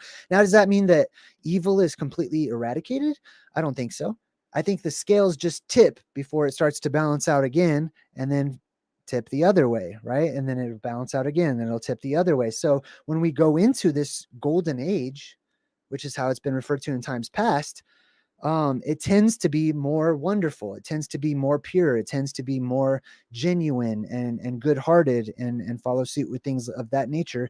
But there is still an element of evil. There is still a remnant of evil in that world, just like there is a remnant of good in this one. So yeah, that's the good news. Prolonged lifespans, being able to live for much longer, reinvigorated environment, including gigantic growth of all the vegetation. See, that's why I might as well just keep these on. Well, no, I can. Tell me about those red glasses. Now, go ahead, I don't sir. want to. Yeah, I don't want to speak. To out of turn, but I mean, like There we go. in ancient times, right, or in biblical times, lifespans were much longer, right? Yeah. People grew to be a wise old age of 400, 500 years old. Yeah. They grew a and third back- row of teeth that we call wisdom teeth. They were gigantic. They were healthier. They were more in tune and smarter. I'm with you. And then also, and then also that you things like the other things you were describing were considered more common, more esoteric values and properties just seem to exist on a higher magnitude, and over time, not so much. Yeah, because everything moves in cycles, and it's constantly swirling and constantly moving. There's the law of cycles, where everything has its outward motion, everything has its inward motion, and then there's a neutrality between the two. And there's nothing new under the sun, as they say. This has happened before. It happens again. And typically right before it happens again, there are signs. There's signs that we can look forward to, signs that have been handed down to us, whether it be from religion or prophecies or ancient texts or stories or myths or old wives' tales. There are signs of things that happen because there's dominoes that are toppling over. And if we recognize one of the dominoes, we can predict what the next domino will be, which empowers us, which helps us on our journey to duck under the wave that's coming at us. or to rise above it, so that Yeah, I see we what you're can be saying. successful. And I kind of made that point right before you came back from your break, talking about how certain predictive programming or certain things that we see in our culture or writings or movies that come out resonate because we see how much truth there is in that possibility. An example being The Matrix and or George Orwell's 1984. I mean, how those certain aspects people identify with it and realize that there is a substantial amount of truth to it or a real possibility of that someday occurring. And I think that's where intuition and just the intuition comes into play, and that predictable that sense of knowing that there's of knowing that there is truth in it, even though it hasn't yet happened or come into fruition. Yeah. And I also want to answer your question that you were asking earlier, like basically what's the brass tacks and how does it affect you? If, and this is just one answer, but look at the world around us. This is how we are affected. The world and the system that we live in today is a result of the times that have passed, of those ancient times that have been forgotten. And so we live in a system where we are enslaved by the general consensus and all of those who worship according to this pyramid structure, etc. And there's no even playing field. And we have gained certain technology over time, and we are a part of the story right now. Now, as far as what happens to each individual, like I said, it just depends on various factors.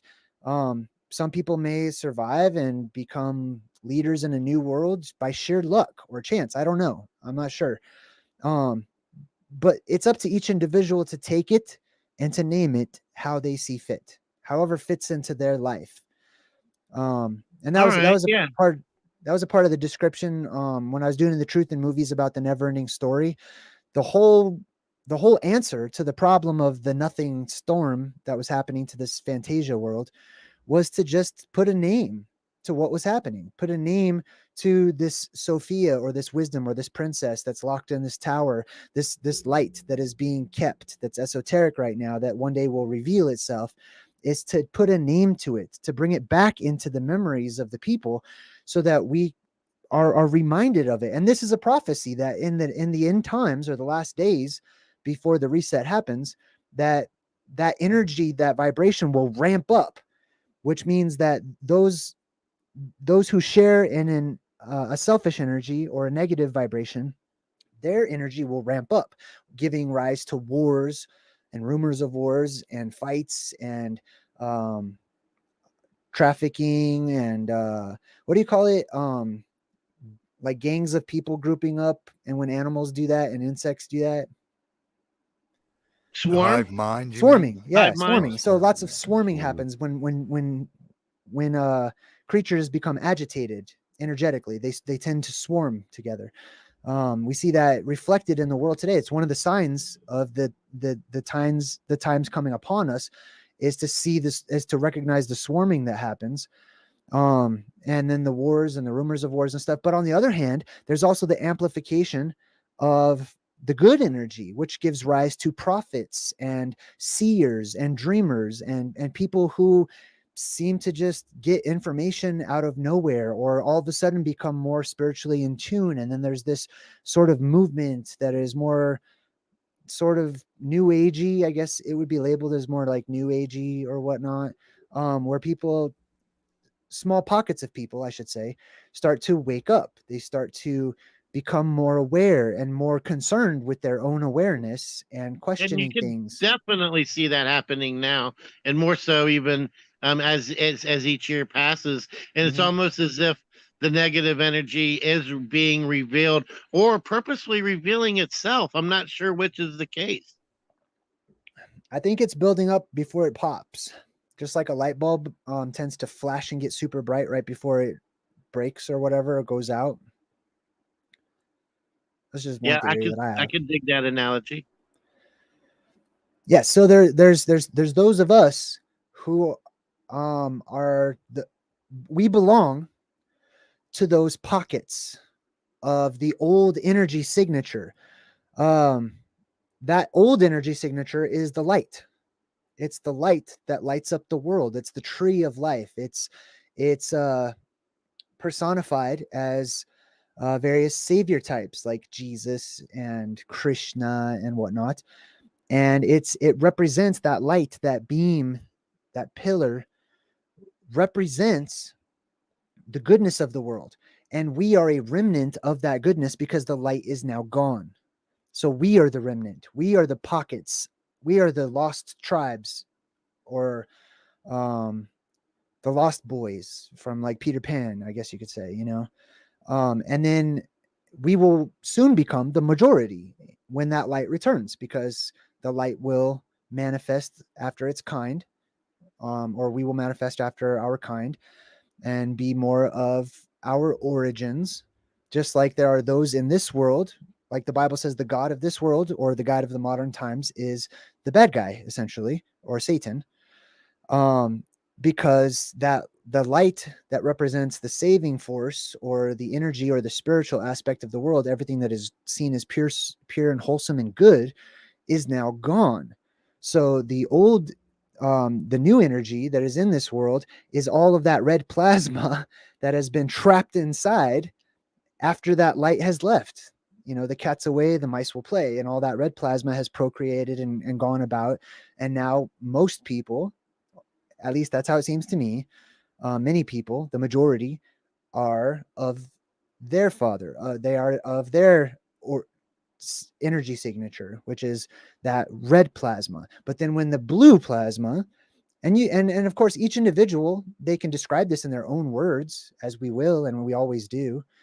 I'm just using my own words. I don't really like words. I don't really like verbiage that much. That's why I look forward to a time when we can just instantly connect telepathically and people get it, and we don't have to get hung up on definitions and words and what they mean to me versus what they mean to you. You won't need the cell phone anymore, will I? No, not at all. I mean, I'm sure people will find them. I think that there's going to be a lot of debris left over, and many people will go sifting through that debris and that rubble and that garbage and junk, to find and to reclaim, pieces of old world or modern age technology that they will consider to be holy artifacts in the future, and they'll try to reconstruct it, and they'll try to integrate it with the basic knowledge that many of them and many of us will have, which is like steam technology and simple things like starting fires and whatnot. So you mix the technology that is found and acquired throughout, the first couple hundred years, maybe, with like more of a Stone Age mechanics and technology, and it gives rise to the steampunk. And that's where we get our steampunk ideas from, where it seems to be like modern technology and future technology mixed with this old world Victorian kind of Gothic knowledge. Yep, I can get on board with that. I can relate to that. Totally. Yeah, and I just want to clarify something you said there. And I'm sure you didn't mean it the way it came out. That's why I want to clarify it. You said right now the light is gone. The light isn't really gone. It's just like in the future when we're released to do what we need to do, the evil won't be gone. It's just going to be much more easier to control. It'll be the good will be dominant. Right now, the evil is dominant, but the light isn't gone. I mean, we're here. Yes. You're here. In some sense, hopefully, there's a what remnant I do, of I'm the here. light. There's sparks. The light is cast here. About. But yeah, we're under control or suppression at the moment. Right. I almost envision the yin and the yang. The white yang has a small black dot in it. The black yang has a small white dot in it. That's a perfect symbolism of exactly what he's talking about. Yeah. And then the white with the black dot, the white is more dominant. The times right after the apocalypse. Right now, we're in unfortunately, the black side with a little white dot, in my opinion. Yeah, and those are who are in control right now. It stands to reason that if these things are true, that they would not want to be around whenever the scales tip. It won't be in favor of them and their energy. And I think that's why they promote it with such fear. Oh, it's going to be horrible, the end of the world, explosions, death, mayhem. No. Yeah, for those ones, yes. It isn't going to be pleasant because tide's going to turn. But, I think it's going to be, like I said, I'm looking forward to it. And I ain't even kidding. I mean, I'm serious as a heart attack. I can't wait till we're released to do what we are supposed to be doing. I look forward to it as well. I also look forward to the day where, let's say this is how I imagine my life. Let's say the apocalypse comes in 2024 and I happen to survive, and the length of my lifespan is increased. So I live to be hundreds and hundreds of years older. Then I get to use that time, keeping and retaining the knowledge that I have now and the knowledge I will acquire, to study for hundreds of years and to work out how to leave the next time around, because I don't want to hang out in the blue sky and go through the system the way that it is once again. I would like to leave at that particular point in time, just like those who are evil in the world would like to leave when good is introduced. The good would like to leave when the evil is introduced. Yep, absolutely. Absolutely. I agree. Continue. This is fascinating. Unless someone else has a comment there. Noble, Suso, Sag. I'm going to take a break. You guys talk amongst yourselves. I'll be right Okay. back. All right. Yeah. I mean, again, I'm going to say, do you have like I mean, obviously Suso just left, so never mind that. But before you leave, I'd like to see some type of intro video or visual that you may have came up, some type of visuals that go along with what you're trying to explain, I guess is what I'm trying to say. So I Okay. think that some people learn that way easier than they do through the dialogue. You understand what I mean? Yeah, I got you. Let me see if I can find something here on my computer for you.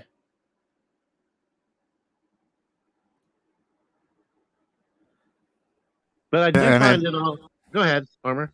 I was just going to say, I about fell out of my seat a while back when you said about you think of the inner light or the inner energy that's going to be released as blue. Hmm? Because, yeah, in my opinion, it's a wild color blue. It's like a blue we've never really seen, though. But yeah, blue that just blew me away that you said that, because, yeah, I've been, well, yeah, I won't get into it, but yeah, that meant a lot when you said the good color is blue. I mean, it was just sort of a synchronicity, a personal type of synchronicity, because the good color is definitely this awesome blue, no doubt. Yeah, and then Okay, the I'm other going to thing. try to share something here. Okay. Let's see if it works. You probably have to wait till he comes back to give you the share screen, but I don't know. Let's find out.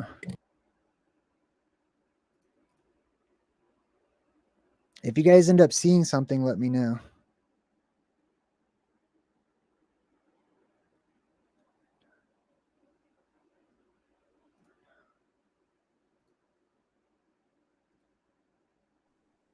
Just to keep it from having dead air while you bring that up, I'm going to say when you were describing the new garden and everything being larger and more lavish and more abundant, I can totally get on board with that aspect as well. I mean, I wouldn't go so far as to say dinosaurs, but I can see how larger mammals and larger reptiles and things that have since went like woolly mammoth that has went. All right, yeah, we can see your screen. Well, Sanji, yeah, I just had to click it in. Got back. back from my break. Oh, sweet. So here's But I an can't- example of the confinement dome, or that electromagnetic barrier in the form of a bubble. And they're showing you how when they passed the metal over it, it would go and correspond over that bubble. Now, this is an example of our world filling up with pressure. And you can imagine this is hundreds of years time lapsed, and the pressure builds and it builds and it builds. And eventually that pressure has to be released. And it will show you the explosion that happens upon release of that pressure. And you would have to imagine, this is from David LaPointe's channel. So there's his link to his YouTube channel right there.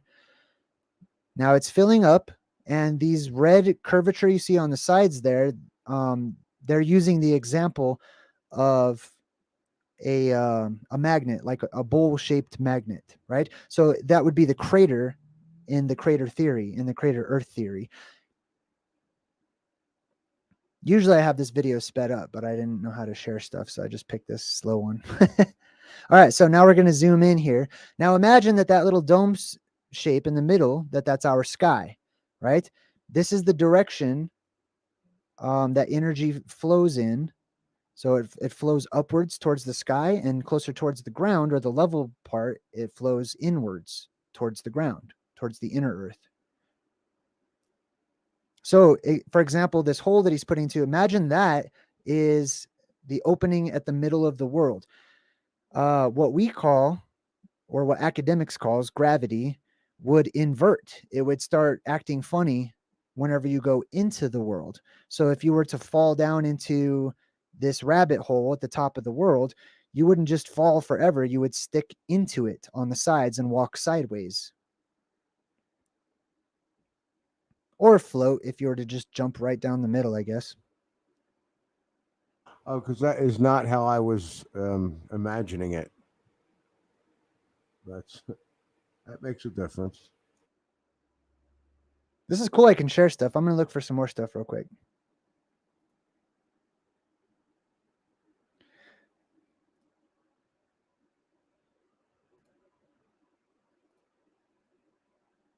All right, cool. Now I know what I'm doing. I believe I'll have to pop you in here.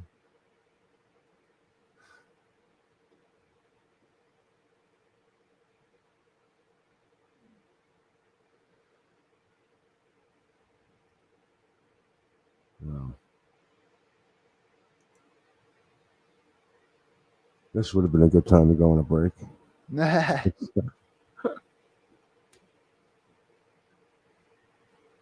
Yeah, let's see. Michael Healy joined. Okie joined since our shout out. John from America. America. I think that's what that is. Just so you know, you're not sharing at the moment. No, Okay. he's still looking, because he would pop it up to me and I'd pop it on.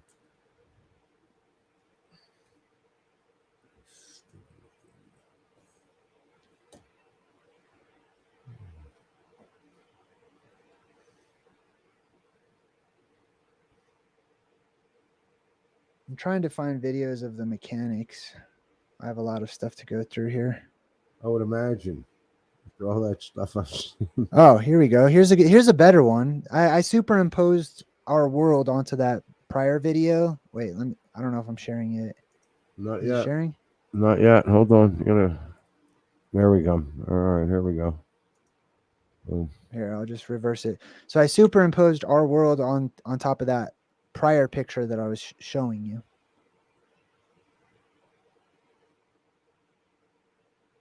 And you can see the arrows outside of the world are pointing down because that's the direction of the energy flow at the moment. And then within our world, that's the direction the energy flows in. So there's, as you can see right there in the middle, there's a neutral point within the bubble itself. That neutral point might be what we commonly ascribe to as being space, or where things can float up in the air, or where NASA can go and put a satellite or whatever. So this allows for the academic model, but on a smaller scale within the world itself. All right, that's that video.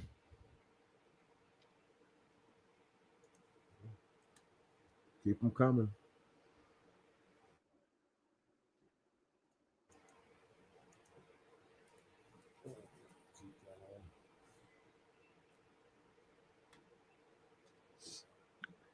Okay, here we go. Let's share this. I'm going to bring up some pictures of some old maps like I was talking about. That way you guys can see some examples here. Sweet. Let's see if I can figure it out. Window. Yeah, here we go. Cool. Okay, so here's the first one here. I'm going to zoom in a bit. This section right here is the North Pole. So we zoom in there, and as you can see, there's a mountain in the middle with 4 island small countries surrounding it. See that? And this would be like Greenland, this long strip right here. And let's check out the next one. Here's another one. You can see it at the very top there on both sides. They put the land at the North Pole up there. Here's another one. They put it down here in the bottom left-hand corner. Circled it there. Here's a good one. Let's zoom into that. This one shows a land bridge between this particular island. So it's not really an island right there. Here's it at the top again. It's actually in two places. It's up here on these examples, and then it's at the very top on this spread out version. And these would be the inlets where the rivers pour out, creating the ocean currents and stuff. Here's an ancient Chinese map or Japanese map. Super old one there showing the land at the north. Here's another one. This one's called a terrarium. That's interesting. There it is at the top. There it is at the top. There it is again. There it is again. What does it say right here? This one, it says Terra sept imptrionalis incognita. So loosely translated, this is the hidden land. Here it is on the that globe I was telling you about. One of the oldest globe that we have in academic possession. You can see the land at the top up there, which happens to be a hole right in the middle as well, possibly where they just affix the globe to the little dealio it sticks to, but still. or it's where you go to the other craters. Yeah, here's a little game that somebody made that resembles. They got the Dark Tower. It's a black mountain. It's I known used to hate as Rupus that game. Negra. I used to love. Have you played that? There it is. And then here's another one. Let's zoom in on this one, see what they got in the middle. Oh, look at that. A mountain right in the middle. This one. This one's probably the most popular one people have seen. And I've gone through and I've translated all of this ancient Italian / Latin. It talks about some interesting things, including like the pygmies that live in this particular region right here, little tiny people. There's lands with giants. There's a huge map. Oh man, I don't know if I have the other one. It's too big to show. But there's like a 9-foot by 9-foot map that's really old. This is the one that shows the different poles. There's like the geographic pole and then the magnetic pole. And then this one right here, you can see in the middle, it says Rupus Nigra, which means dark mountain or black mountain. Traditionally, it's described as a high and lofty cliff all the way around.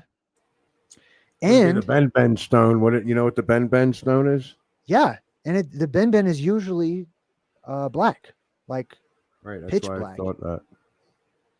So it made me think, hey, maybe that's a Ben stone. They're showing me a black stone. Now check this out. We've got one here, but if we go up here on the opposite side over here, we've got another one.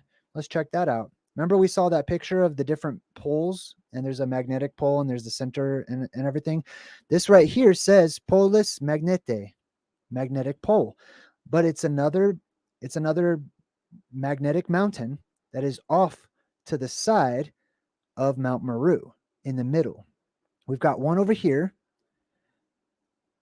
And on other maps, they actually show you another one that's on the exact opposite side over in this area. Let me see if I can pull that up for you. Interesting. And, people make reference to true north or magnetic north. I don't know if that correlates with what you're saying there or not. Yeah, I think that it does. I think that the magnetism is fluctuating, getting ready to flip, and it gravitates, if that's the right word, towards these different mountain locations. Let me show you an example here.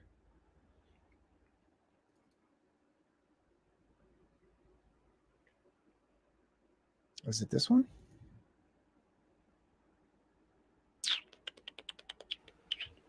So The how other long are we?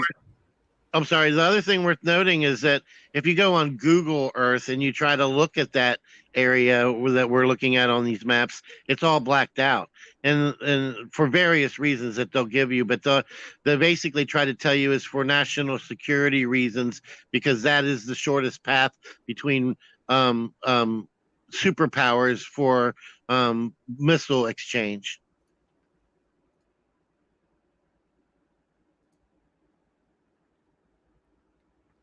Okay.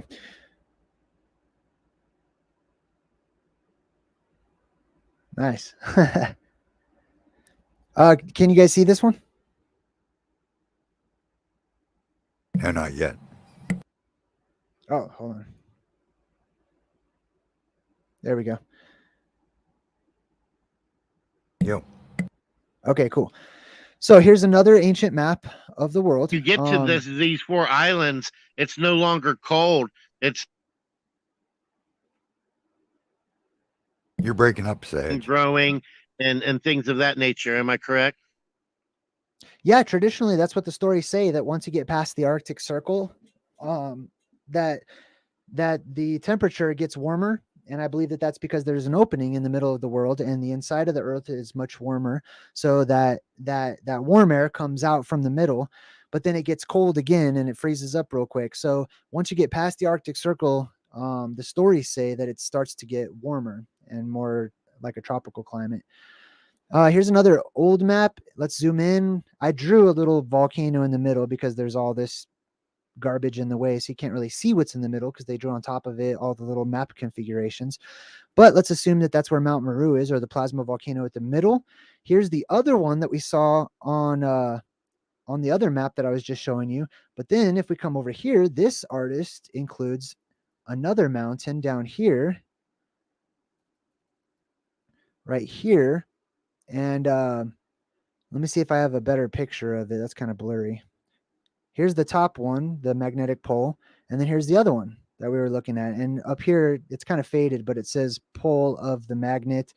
This word, I can't really tell what this word is. I think it's kind of smudged a bit, and the ink looks like it blended in with some of the background picture there.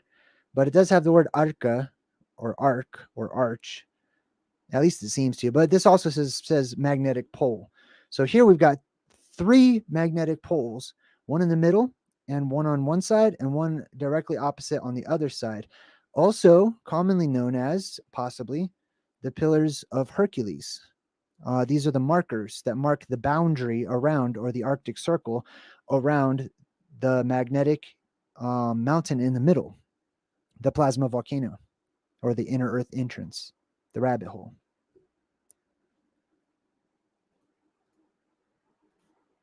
Here's one of them again on another map here. You can see. Boom. See how it's a mountain? They put a little circle there in the middle. You can barely see it, but there's a circle right there in the middle, which implies an opening to me. Here it is again on another map. Off to the side, we'll zoom in. Polus magnetis. See how it's not directly in the middle where you would assume that it would be, right? This is shifting. So whatever's happening on the inside of the Earth starts to shift as it moves from one of these or the other back to the middle. And then once the magnetic pole reaches a neutral point, that's whenever we go through this shift. This one, here's another picture of it off to the side there. It's called Vitsark, right there off to the side. And another picture, Vitsark Mons Horn. Vitsark Mons Horn Excelis. I can't remember the translation, but I believe it's something to the effect of, God, I can't remember Vitsark, but Mons means mountain. Horn just means, a protrusion, a protruding mountain. So like a volcano. Excelis implies like a great or large or lofty. That's it. I don't know what else to share. movie. Yeah. I'm just curious. It's pretty awesome. Especially considering that we now say about the three different magnetic norths, and there's old maps depicting three magnetic norths. So. Yes, and this Or also geographic and magnetic norths, I should say. now let's imagine this. Let's say that middle mountain is a volcano type or inner earth entrance where the light can escape from, um, where we would see a beam of light shooting up into the sky and the whole world would see it. Let's say the other two follow suit. Let's say they're all three plasma volcanoes, as I term them. The middle one is the strongest one. The other two, if they shot out beams of plasma or light up into the air, would be pulled towards the central column, kind of creating a stick figure of legs and a body in the middle. And they would meet upwards. They would go upwards. The three would become one. You would have the three beams of light mixing together and then branching back out at the top. Or as the Bible would say, like lightning from the east to the west, every eye would see it. Yeah, good call. And this gives us also a figure in the sky that many people will notice, and they will draw, and they will mark it as an important and significant sign or emblem or logo or marker of an important event that has taken place, and they will carve it into the rocks, and it will look like a stick figure holding its arms up to the sky and crouching down and sort of squatting, giving us the squatting man figure, or other ways that people imagine what they see in different ways. But ultimately they start to draw it. They come out of their caves or whatnot, they start drawing, they start writing on the walls, they start marking it down, they establish holy days that are set apart from all other days because certain events happen on those days, not just because it's fun to go out and buy presents and take the day off work or whatever. Right, basically as part of their oral history and traditions to pass down through the generations. On this Yeah. day, remember this. On this Yeah, day, because they remember want this. to protect their families. They Right. know, or they may know, if they retain this knowledge, that this will happen again. And they also may know, as some of us do, that with the passage of time, people tend to forget. Things become cartoonified and fall into myth and legend and whatnot. So they establish traditions that become holy days and holidays to ensure that their families are together, gathered, and indoors and in safe places. Or sometimes there's different exceptions or whatever. During these particular seasons, during these particular times, so that they will ensure their family's safety, even if they're ignorant to what has happened in the past. Wow, root, yeah, the root that's an cause. amazing way to look at it. They use it, even if you don't understand the symbolism, it still draws you together to a safe area. That's amazing. I never would have thought of that, but that makes total sense. Yeah, and then some of these just follow suit, like jubilees, like the jubilation, and the Hebrews and whatnot having the feast of tabernacles, and everyone living in tents. Everyone will live in a tent. It will be a tent world. There won't be a lot of houses and structures and stuff left over, but there will be people living in tents in nature, once again, and celebrating because they have survived, because they are able to come together and celebrate that they are survivors. They are victorious. They are the victorious over the apocalypse and the end of the world itself, over the destroyer and the great destroyer that comes, and the sleeping god, etc. Pardon the pun, but they will be content. Yeah, they'll be content. Or I mean, I would be. I'd be pretty happy about it. Now the other thing is if our holidays follow suit to these specific times where these things happen on a worldwide scale, it may be that when they happen, the times shift. So let me give you an example. Christmas is probably the most well-known holiday, at least in America. And Christmas is the time traditionally they teach when Jesus was born and the light came into the world, etc. But that story is missing the precursor, which is the 3 days before Christmas, the 3 days of darkness, the 3 days that the ancient Hebrews went through where there was no light, where the sun went out. And then we're also taught ancient man, laughingly, unfortunately, we're taught ancient man thought that the sun would disappear. Ha ha ha ha ha ha. You know, like ancient man is retarded or something. Like the ancient Mayans and Greeks and Egyptians just wasted their time with all these, you know, studying of the stars and constellations and physics and all this other stuff. Like they don't respect our ancestors in the way that I do. Yeah, like cool story, bro. Now go make me a pyramid. Yeah. Right. Go make me a pyramid. I want to play with that.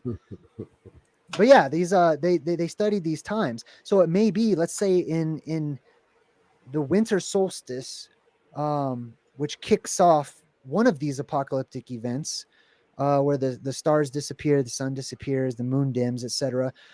In the dead of winter, in the middle of winter, you go through an apocalyptic event, the light switches around, and now whenever the light reappears and the apocalypse is over, it's no longer the dead of winter, but the middle of summer. Or the season has changed completely. It's no longer wintertime. So now what do you do with your calendar? You have to shift it. You know what I mean? And then if it happens again, you have to shift it again. And then we have to keep instituting various holidays that seem to have a corresponding holiday on the opposite side of the map. Very similar, sometimes opposite. But for example, you've got like, I like to use the example of Halloween and Pentecost, or Halloween and Easter, right? On exact opposite sides of one another. Very similar, where the Spirit is given back to the people. The Holy Spirit is given to the people. And during the time of Halloween is when traditionally the dead rise. The dead come back to life. You have the Day of the Dead and Dias los Muertos, or however you call it. Christmas and the 4th of July, etc. It's the same thing. Interesting. I never really thought about it like that.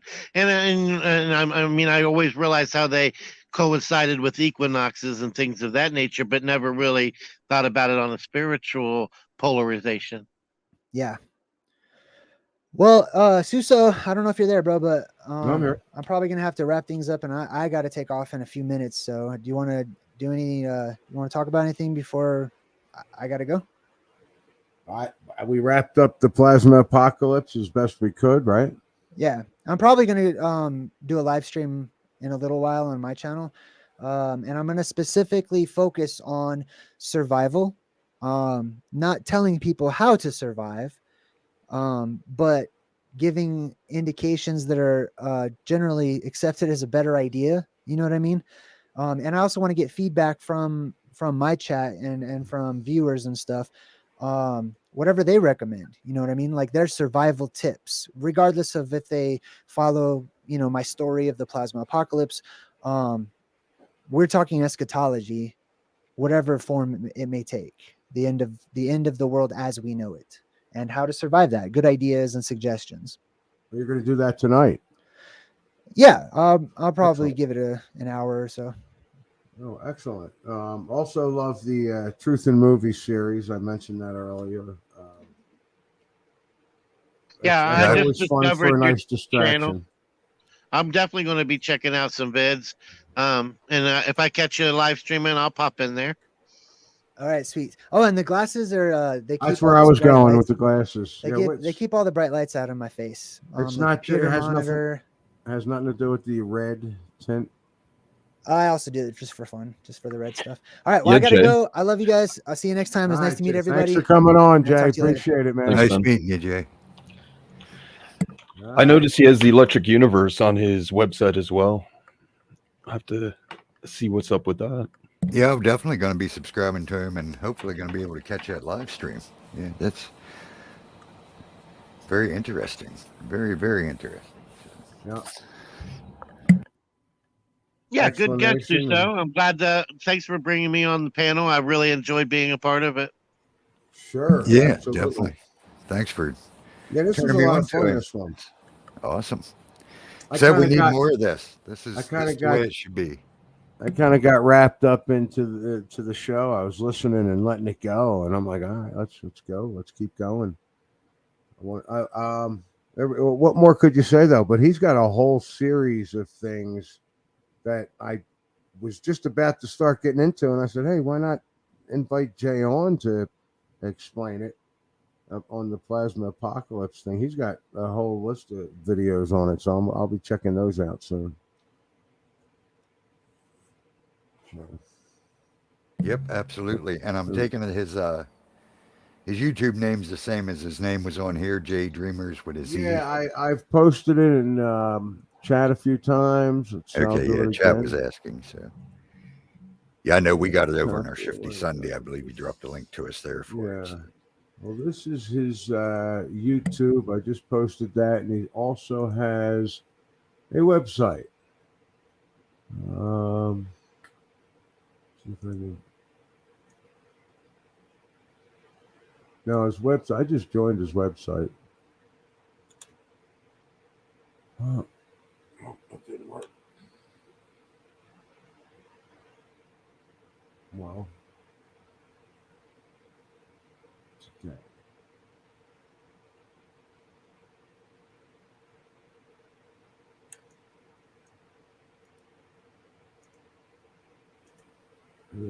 Here's his website.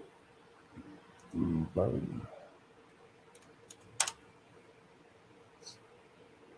that'll keep you busy. That website, boy.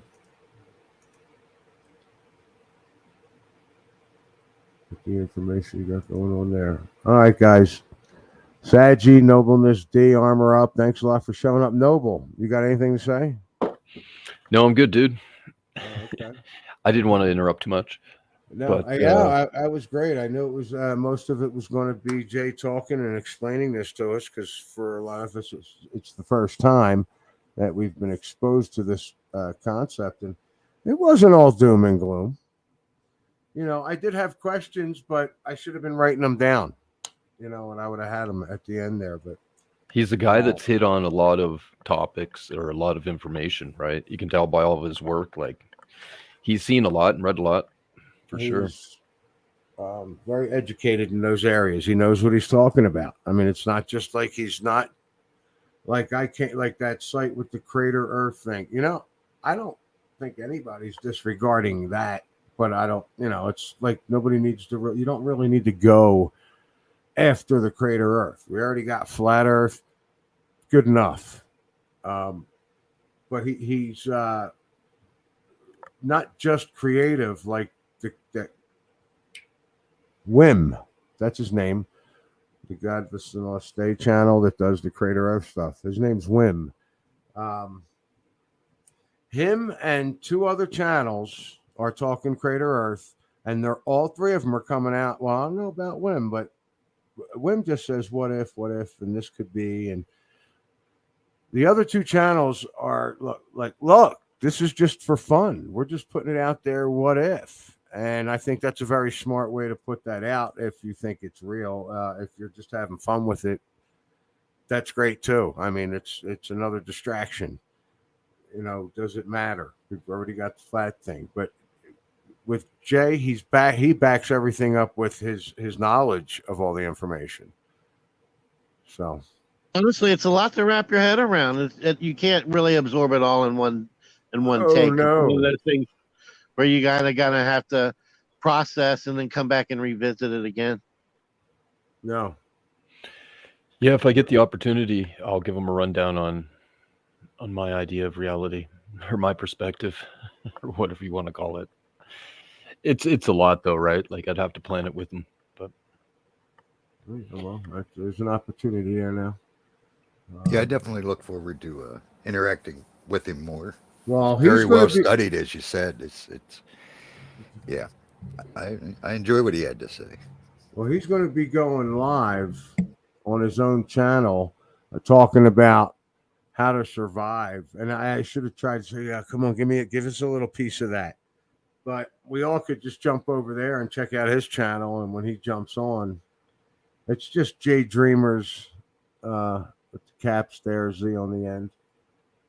I hope he's going to be talking about practical ways to survive the apocalypse, which he gave his reasons why, right? To get through it and to be able to remember and figure a way out rather than just keep getting recycled within this Oh yeah, and construct. don't forget about the superpowers. I mean, come on, man. That's another question I wanted to ask. Yeah, how long does that last? How As long as it takes, in my opinion. Right. From what I believe, anyway. Mm-hmm. All right, guys. I'm going to call it, and I'll see you next time. I find Great. Thanks again, Suso. Appreciate it. Yep. Good seeing you, And, Noble. Ain't talked in a while. Yep. Sag, Thanks, we talk to you Noble. all the time. Always good to talk to you, brother. Ha-ha. Catch you all later. You think so? All right.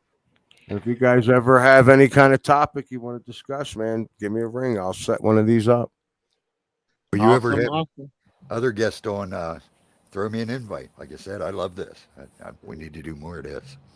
All right. Yep. Sounds Ditto. good. And anytime you got Noblenessdee on, I want to be there, man. I'm just telling you. Ha ha ha. All right. Thanks, Ed. Heard that, Noble. You're getting the invites. All right, guys. Later. Right on. Thanks, chat, for joining. Yep. Later, chat.